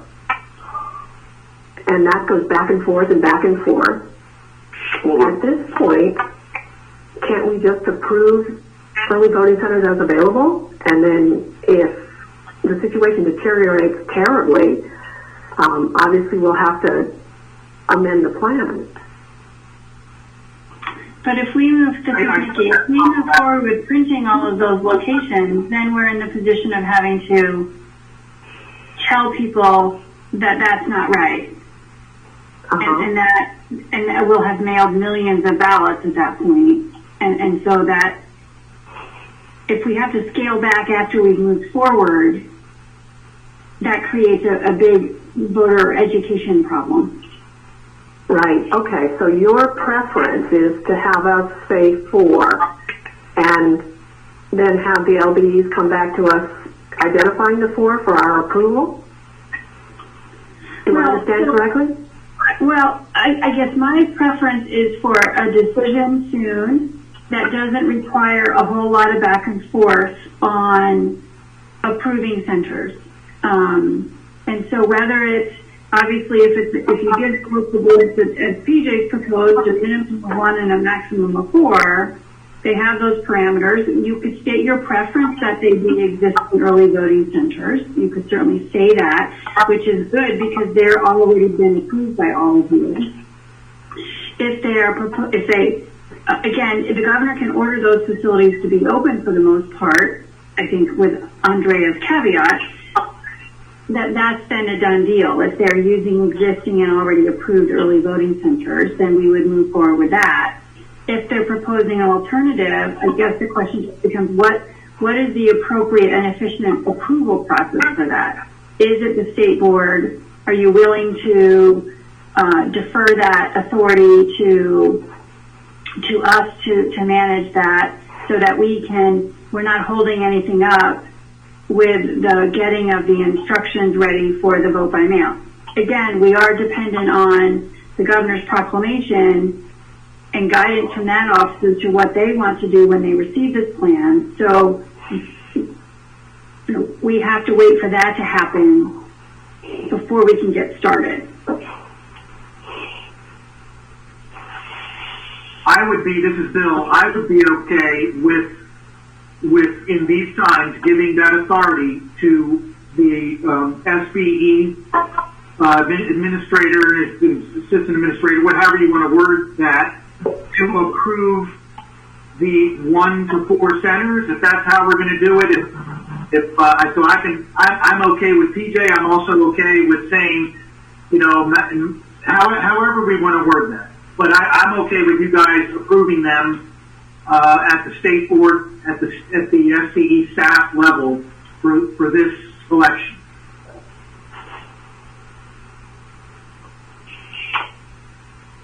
Okay, I think, this is Mike, I think that we're probably all okay with delegating that authority to the administrator.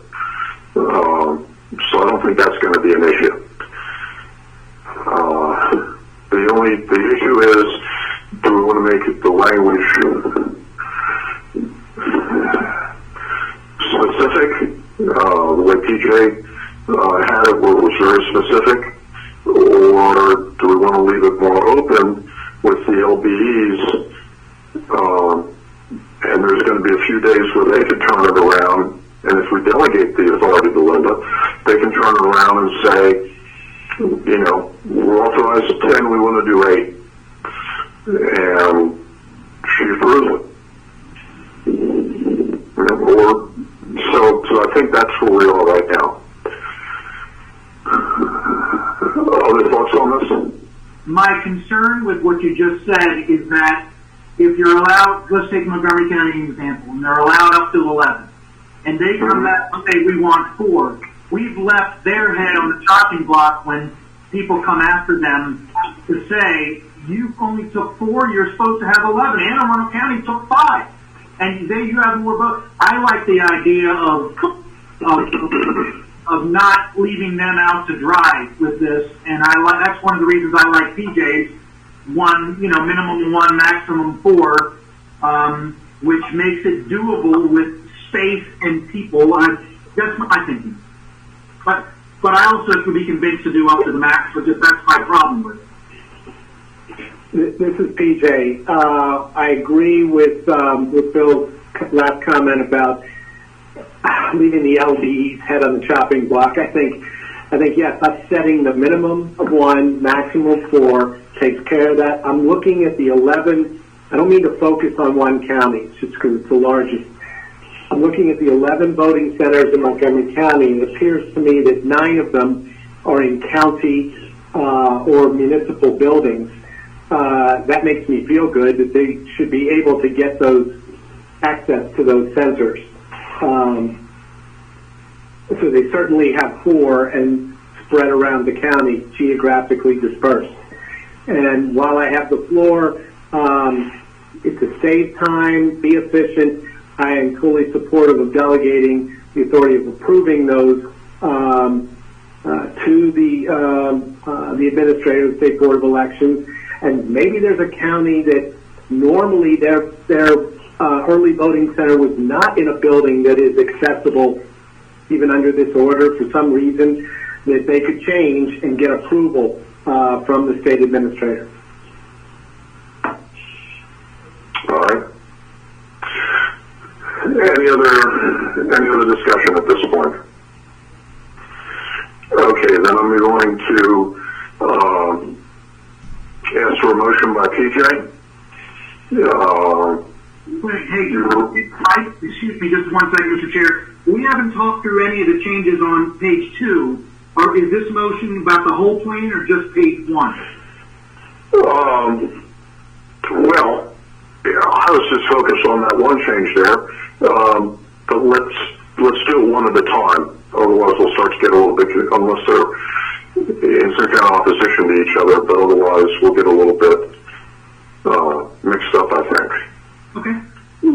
Does that sound okay? Yeah. No. Okay. All right. So, PJ, do you want to make a motion as to 5A3? Do you want me to state it? Let me try, and I'll let others wordsmith it better than I. So 5A3 would read, I make a motion that 5A3 would read, on election day, voters can drop off ballots, or for voters who are unable to vote by mail, vote in person at least one or a maximum of 4 existing available voting centers.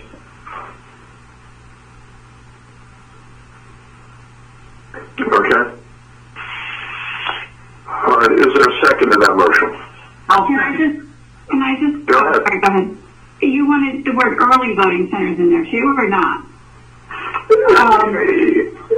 I think you do, because they're going to be drop-off points as well as a voting point.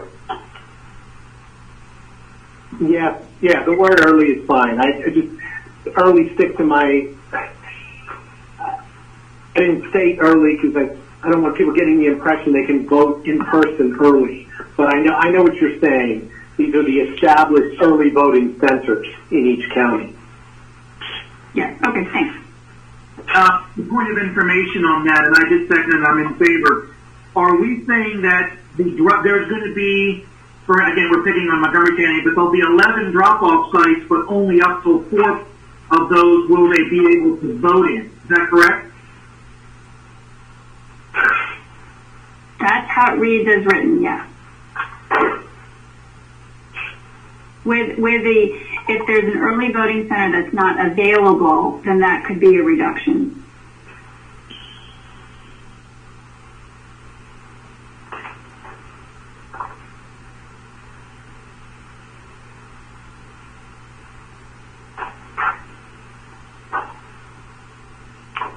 This is Mike. So you're reading it to read that you could drop at 11 different sites?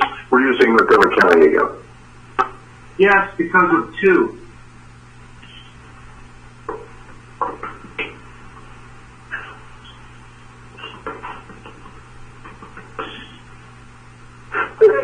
Well, I don't think we're if you read that, it says existing available. If that early voting center isn't open, it's not available. If you just use the 4, and they're used for drop-off as well as in-person voting, you can just say existing available. My preference would be to have 2 and 3 read the same, so that there's not room for confusion there. And PJ, do you have any objection to your motion being changed in that way? No, that's fine. I think it'll be consistent. Okay. So we now have a motion on the floor. I second. And seconded. Is there any discussion at this point? Just to clarify, I meant at least 1 up to 4 in each county.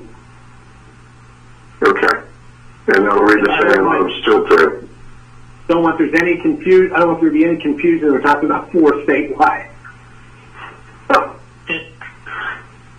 And if I may, I apologize, but I don't know that there is the right subject predicate relationship that you're going for, PJ. Because as you've articulated it, you're certainly not suggesting that a voter can vote at a minimum of 1 and a maximum of 4 early voting centers. Certainly not.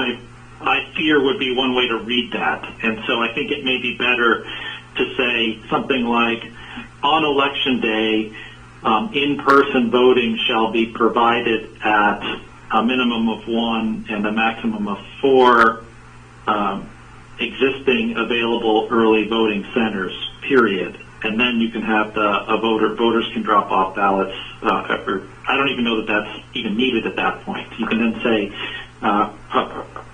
an early voting center used for in-person voting shall also serve as a location for voters to drop off, which voters may drop off ballots. So can I make a proposal that maybe your motions are not related to the actual text. You just adopt motions that reflect your desire, and then I can take those motions and work them into the document. It's up to you, but it's an alternative approach so that you're not wordsmithing the actual document. You're just passing what you want, and I'll work it in. As the maker of the motion, I fully support that. As the seconder of the motion, I further support that. Does anyone object to that? No. Okay. Then, as to our sense of this, which we want to do a vote on that, given what we have discussed, all those in favor of the matter that PJ has addressed and laid out, and which was seconded by Bill, all those in favor say aye. Aye. Aye. Aye. Any opposed? None. So the motion passes in the sense that it provides guidance to Nikki for doing the final draft of the document. That work, Andrea? Yep, it does. Okay. All right. And now, Bill, you wanted to discuss something on page 2, which would be items B 1 through 9. Yeah, I think some of it is just clarification because I just had a couple questions. We have one individual, and that's a change from a bipartisan pair, and they're looking at timely received oath is signed. My first question's around oath is signed.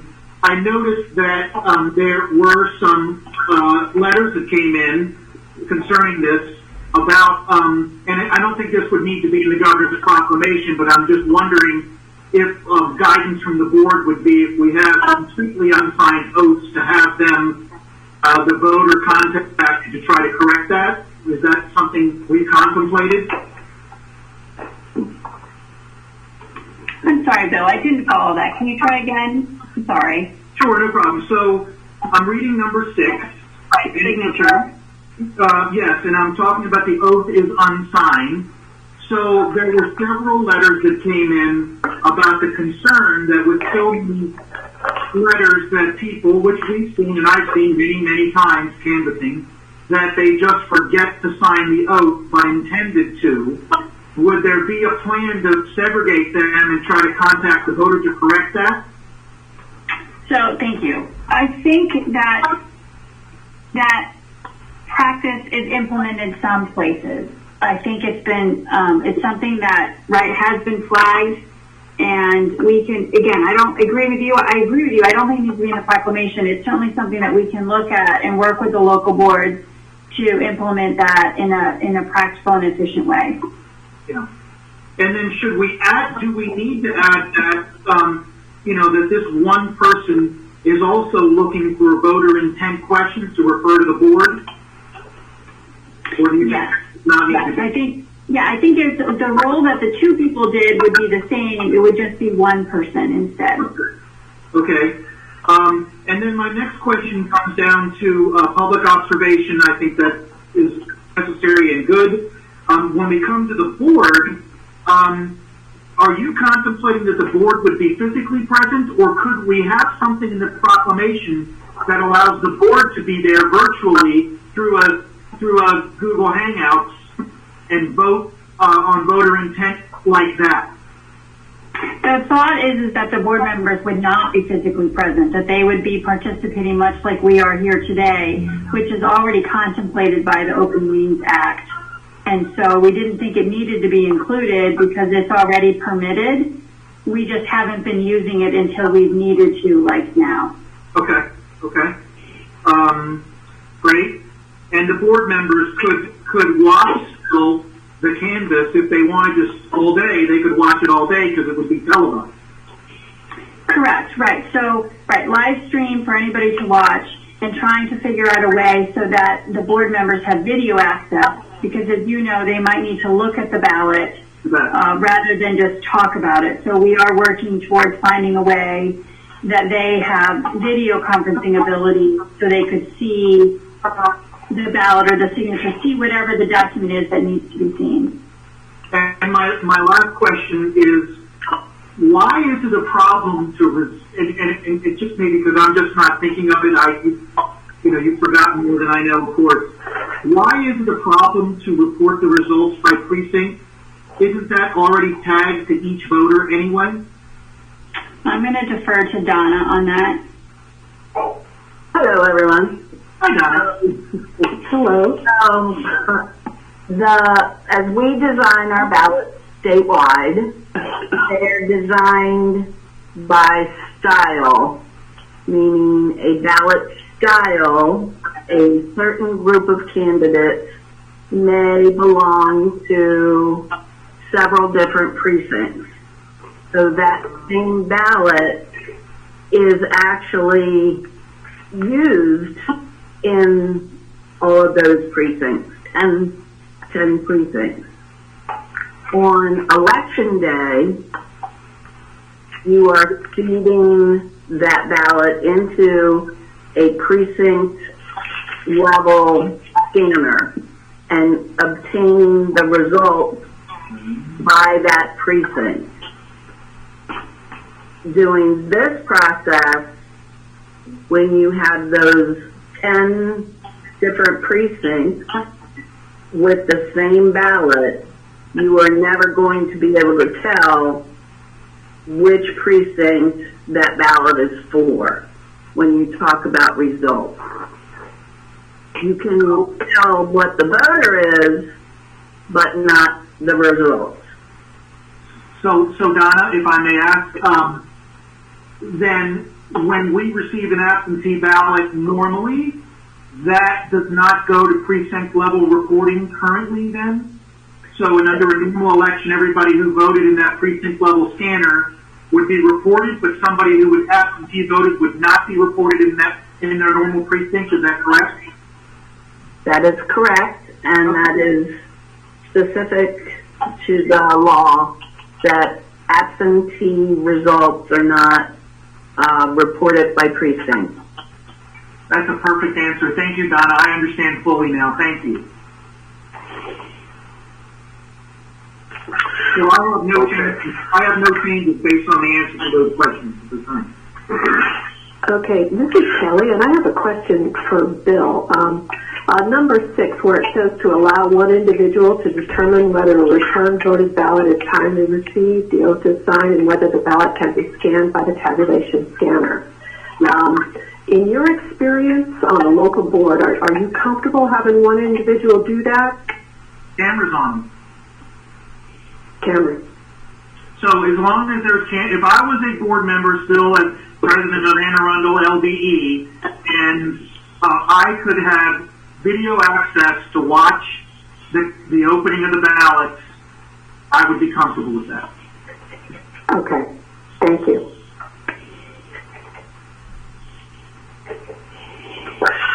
Anyone else? Okay. Before we vote and leave this behind, I just want to make an observation that because we're moving into an arena, basically a vote-by-mail election, but we are not a vote-by-mail state, and we don't have a lot of the safeguards built in. Now, what I'm talking about is not something that's going to be changed on this document, but it relates to this document, and that's why I'm bringing it up.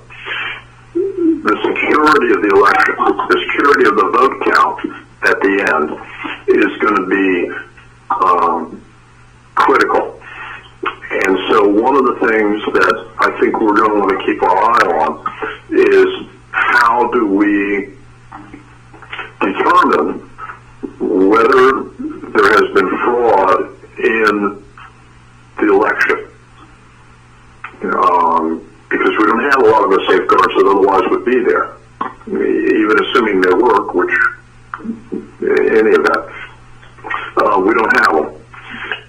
So I guess what I'm doing is saying to the administration, this is something we're going to have to work on and have in play by the time the election comes around. Now, we're only talking about the counting of the votes, so we're not worried about setup on the lead into the election.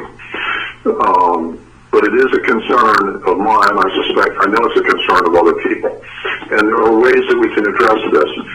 So at some point here over the next several weeks, what I'd like to ask is that the administration tell us where they're at on developing a security plan for the election. So that's, I wanted to say that. I wanted to say it publicly because I know that there are people out there who are very concerned about it. I want them to know that I share their concerns. I know there's other people on the board that do as well. And that it's something that we are going to have to address and that we want to address as we get closer to the election. But we're not going to do anything on it this afternoon. Does anyone else have any comments or thoughts about the document, draft alternate proposal, also known as Plan B? Okay, here. Yes, sir. Yes. I don't know that it needs to be in the document, but in the communication of the document to the governor, I'd respectfully have the board respectfully request that the governor make a decision as quickly as possible, so to give the maximum amount of time for the state board of elections and the local board of elections to implement whatever plan he adopts. I think I'd safely say the entire board joins in that feeling.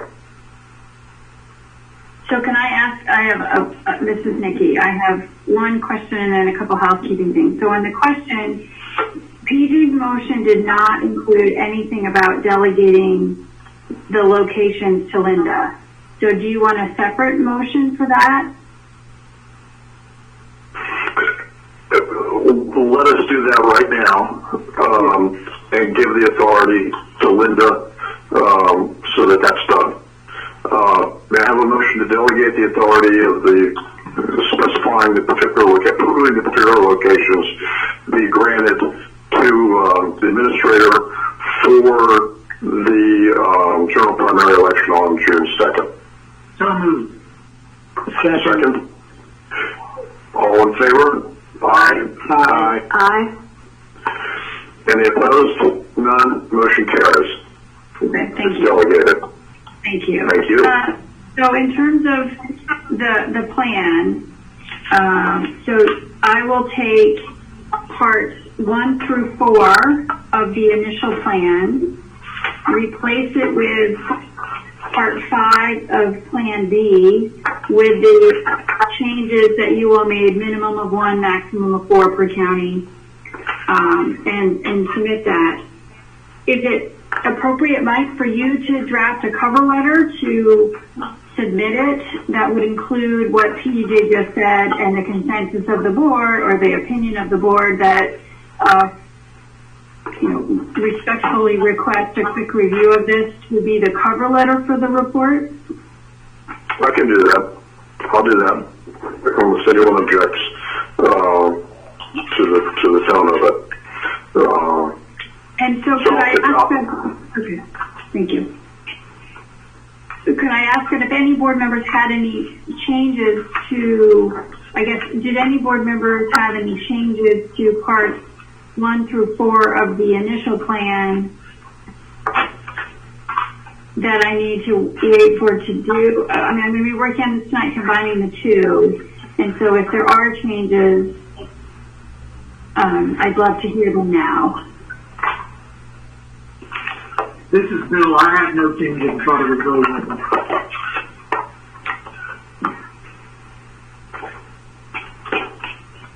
This is Malcolm. I have no changes. It's an excellent job. Thank you. Thank you. This is PJ. No changes. Very well done. This is Kelly. I have the same opinion. Very well done. No changes. Okay, great. Thank you. Okay. All right. You got your no changes. And it is a very well done document. What's your next item, Nikki? Because you said you had several. We may not have exhausted them yet. No, those were it. Those were it. Okay. All right.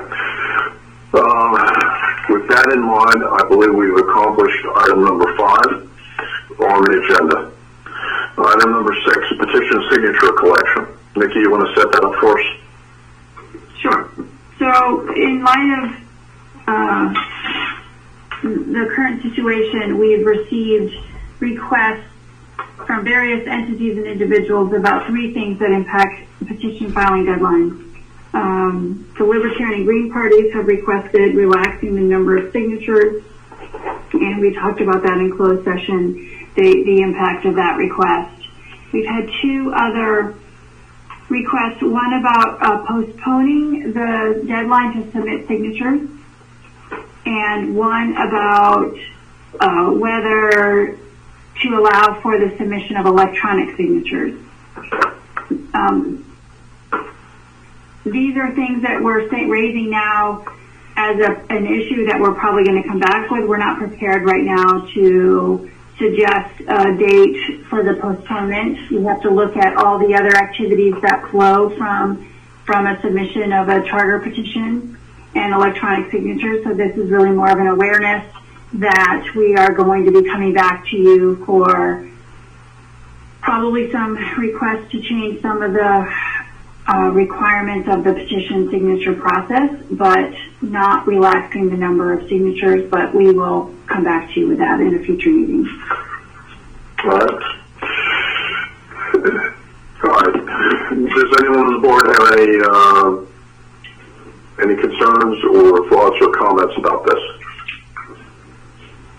Hearing none, that item's completed. Moving on to item number 7, old business. Does anyone have any old business to raise? Hearing none. Moving on to item 8, new business. Does anyone have any new business to raise? Hearing none. Moving on to disclosure of campaign contributions. I just want to note that in last meeting I was still groping for what I was trying to tell Nikki about the contribution of $100. That was the NRSC. Since then, I made a contribution of $106 to the NRC, $50 to the NRCC, and $50 to the RNC. And that's National Republican Senatorial Committee, National Republican Congressional Committee, and Republican National Committee. Does anyone else have any contributions they wish to report? Hearing none. Moving on, scheduling of the next meeting. So, the question here is, and it's from Nikki and Linda, are we going to, and us of course, but are we going to need to do anything? Do we want to have the board at least set aside a date at some point, maybe in mid-April, so that people don't, not that I think any of us are really out doing a lot right now, but that we do kind of keep the time period open. Would that be useful to you, Nikki? Sure. I mean, I think we've identified a few things that we're going to need to come back to talk about. I just don't know when that is. So maybe putting a couple of dates on a calendar and then we just evaluate whether we need them. You know. That's what I'm inclined to do, just so that people know they're out there. Our normal meeting date would have been April 23rd at 2 p.m. Thursday, April 23rd would have been our normal April meeting. Mm-hmm. So we can put that down as one, just if everybody agrees. So, and then, this is Nikki. So, we'd actually scheduled a briefing with the Maryland Emergency Management Agency and National Weather Service for the April 28th election at 2 o'clock. So if we keep that on the calendar, would it be possible to move it to 3? We can move it to 3, or we can move it to the 22nd. That work better for you? It's up to all of you. I think we're not going anywhere right now, so Wednesday's fine if that's better for you all. For me. Fine by me. Okay. All right, then let's say. I don't have any problem with Wednesday. Okay. So let's say 2 o'clock on Wednesday the 22nd. And, okay, today's the 2nd, 9th. Why don't we say, how do you all feel about maybe the 14th? Just penciling in the 14th at 2 o'clock. That's a Tuesday. Fine by me. Any objections? No? Nope. All right. Okay. So let's do that. These are penciled in. And I would note that given, and I know it's terrific to work with all of you. If something comes up and we've got to get together, obviously it's going to be telephonic. Then staff will get that word out as quickly as possible, and we will meet as soon as it's conveniently available. If we have to make decisions of some kind or provide something, then we'll just pick whatever date we need to pick to be able to get that done. But otherwise, pencil in Tuesday the 14th at 2 o'clock, and Wednesday the 22nd at 2 o'clock, both dates in April. So, go ahead. Go on, Nick. Yeah, I think we might be about to say the same thing, but we are. Yeah, Mike, I think this may have already been done with regard to all of the discussion about the comprehensive plan for the June 2nd, 2020 election. But the only motion that actually passed was the direction to with regard to. You are correct. Yeah, the plan itself hasn't been approved, so you are correct. Right, what would be better if the board did that? Would you like that? That would make Would me that sleep better tonight. make you sleep better tonight? Okay. Yeah. All right. Okay, gang. 4 on drain of that. May I have a motion to approve? I think I started to do this and I got sidetracked. May I have a motion to approve the draft alternate proposal as modified by previous vote as sections, we're going to have to do this in 2 parts. A motion to approve the comprehensive plan, sections 1 through 4, and comprehensive plan draft alternate proposal, section 5, as modified. There's A question. Since this was a draft, why do we have to put all that in there? Why can't we just approve the comprehensive plan and send it forward?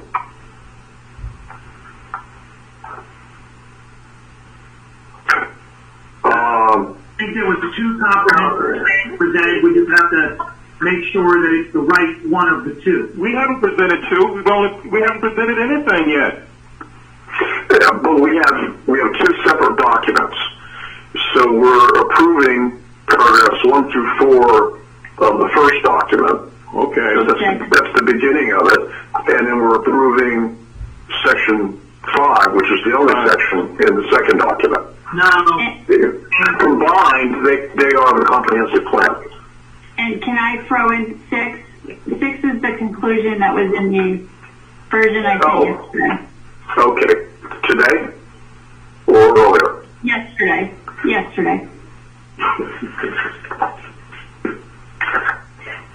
Okay. All right. So, now I'm trying to bring it up.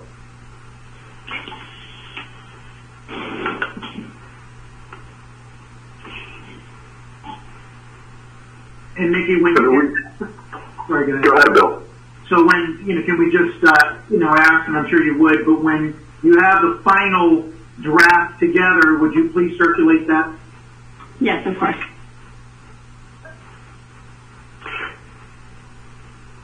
Okay. So you sent this out yesterday? So I sent it out Monday, and then I sent a revised version out to the board on Wednesday that incorporated some comments from the local boards and Maryland Department of Health, and it included the conclusions, where the one I sent you on Monday, it was not written yet. Okay. I'm just trying to find If I may, it's number 6. It's on page 8 of a document. It begins as stated above, the highest priority of the SBE is to deliver a safe and secure election for voters. That's what you're referring to, Nikki, right? Yes, that's correct. Oh, okay. That's the one that came with the original comprehensive plan, correct? Yes. The paragraph 6. Yeah. So it would be 1 through 4 and 6 of that document, and then 5 of the other document. That's right. Okay. I thought we were talking about I received the draft today. I received the draft of 5 today at 12:17. You said that was just number 5. Yeah. So I thought she was giving the dates when she sent things out. I didn't hear about today. I just heard said something yesterday.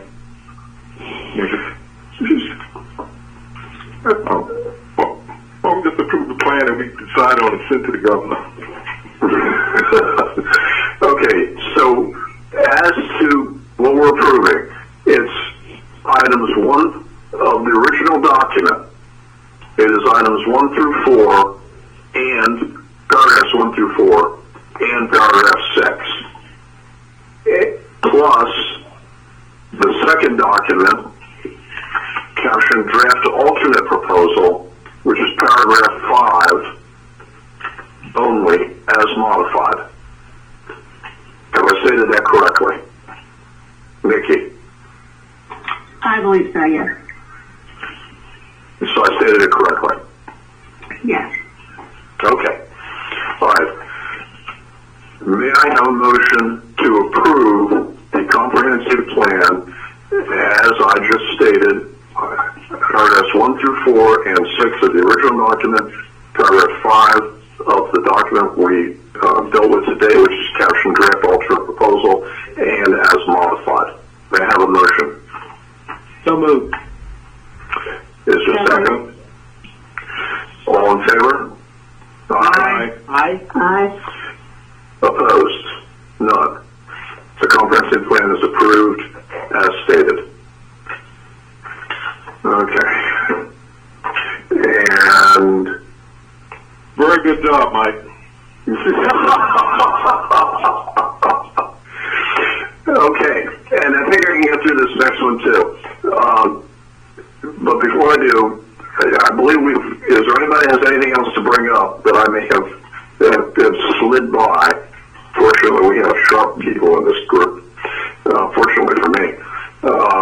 Otherwise, I'll take a motion to adjourn at this time. So moved. Is there a second? Second. Moved and seconded to adjourn. All in favor, aye. Aye. Aye. Opposed? None. The motion, this meeting is adjourned. Thank you all very, very much. Thank you. Thank you, Mike. And you all take care. You too. Everybody stay safe.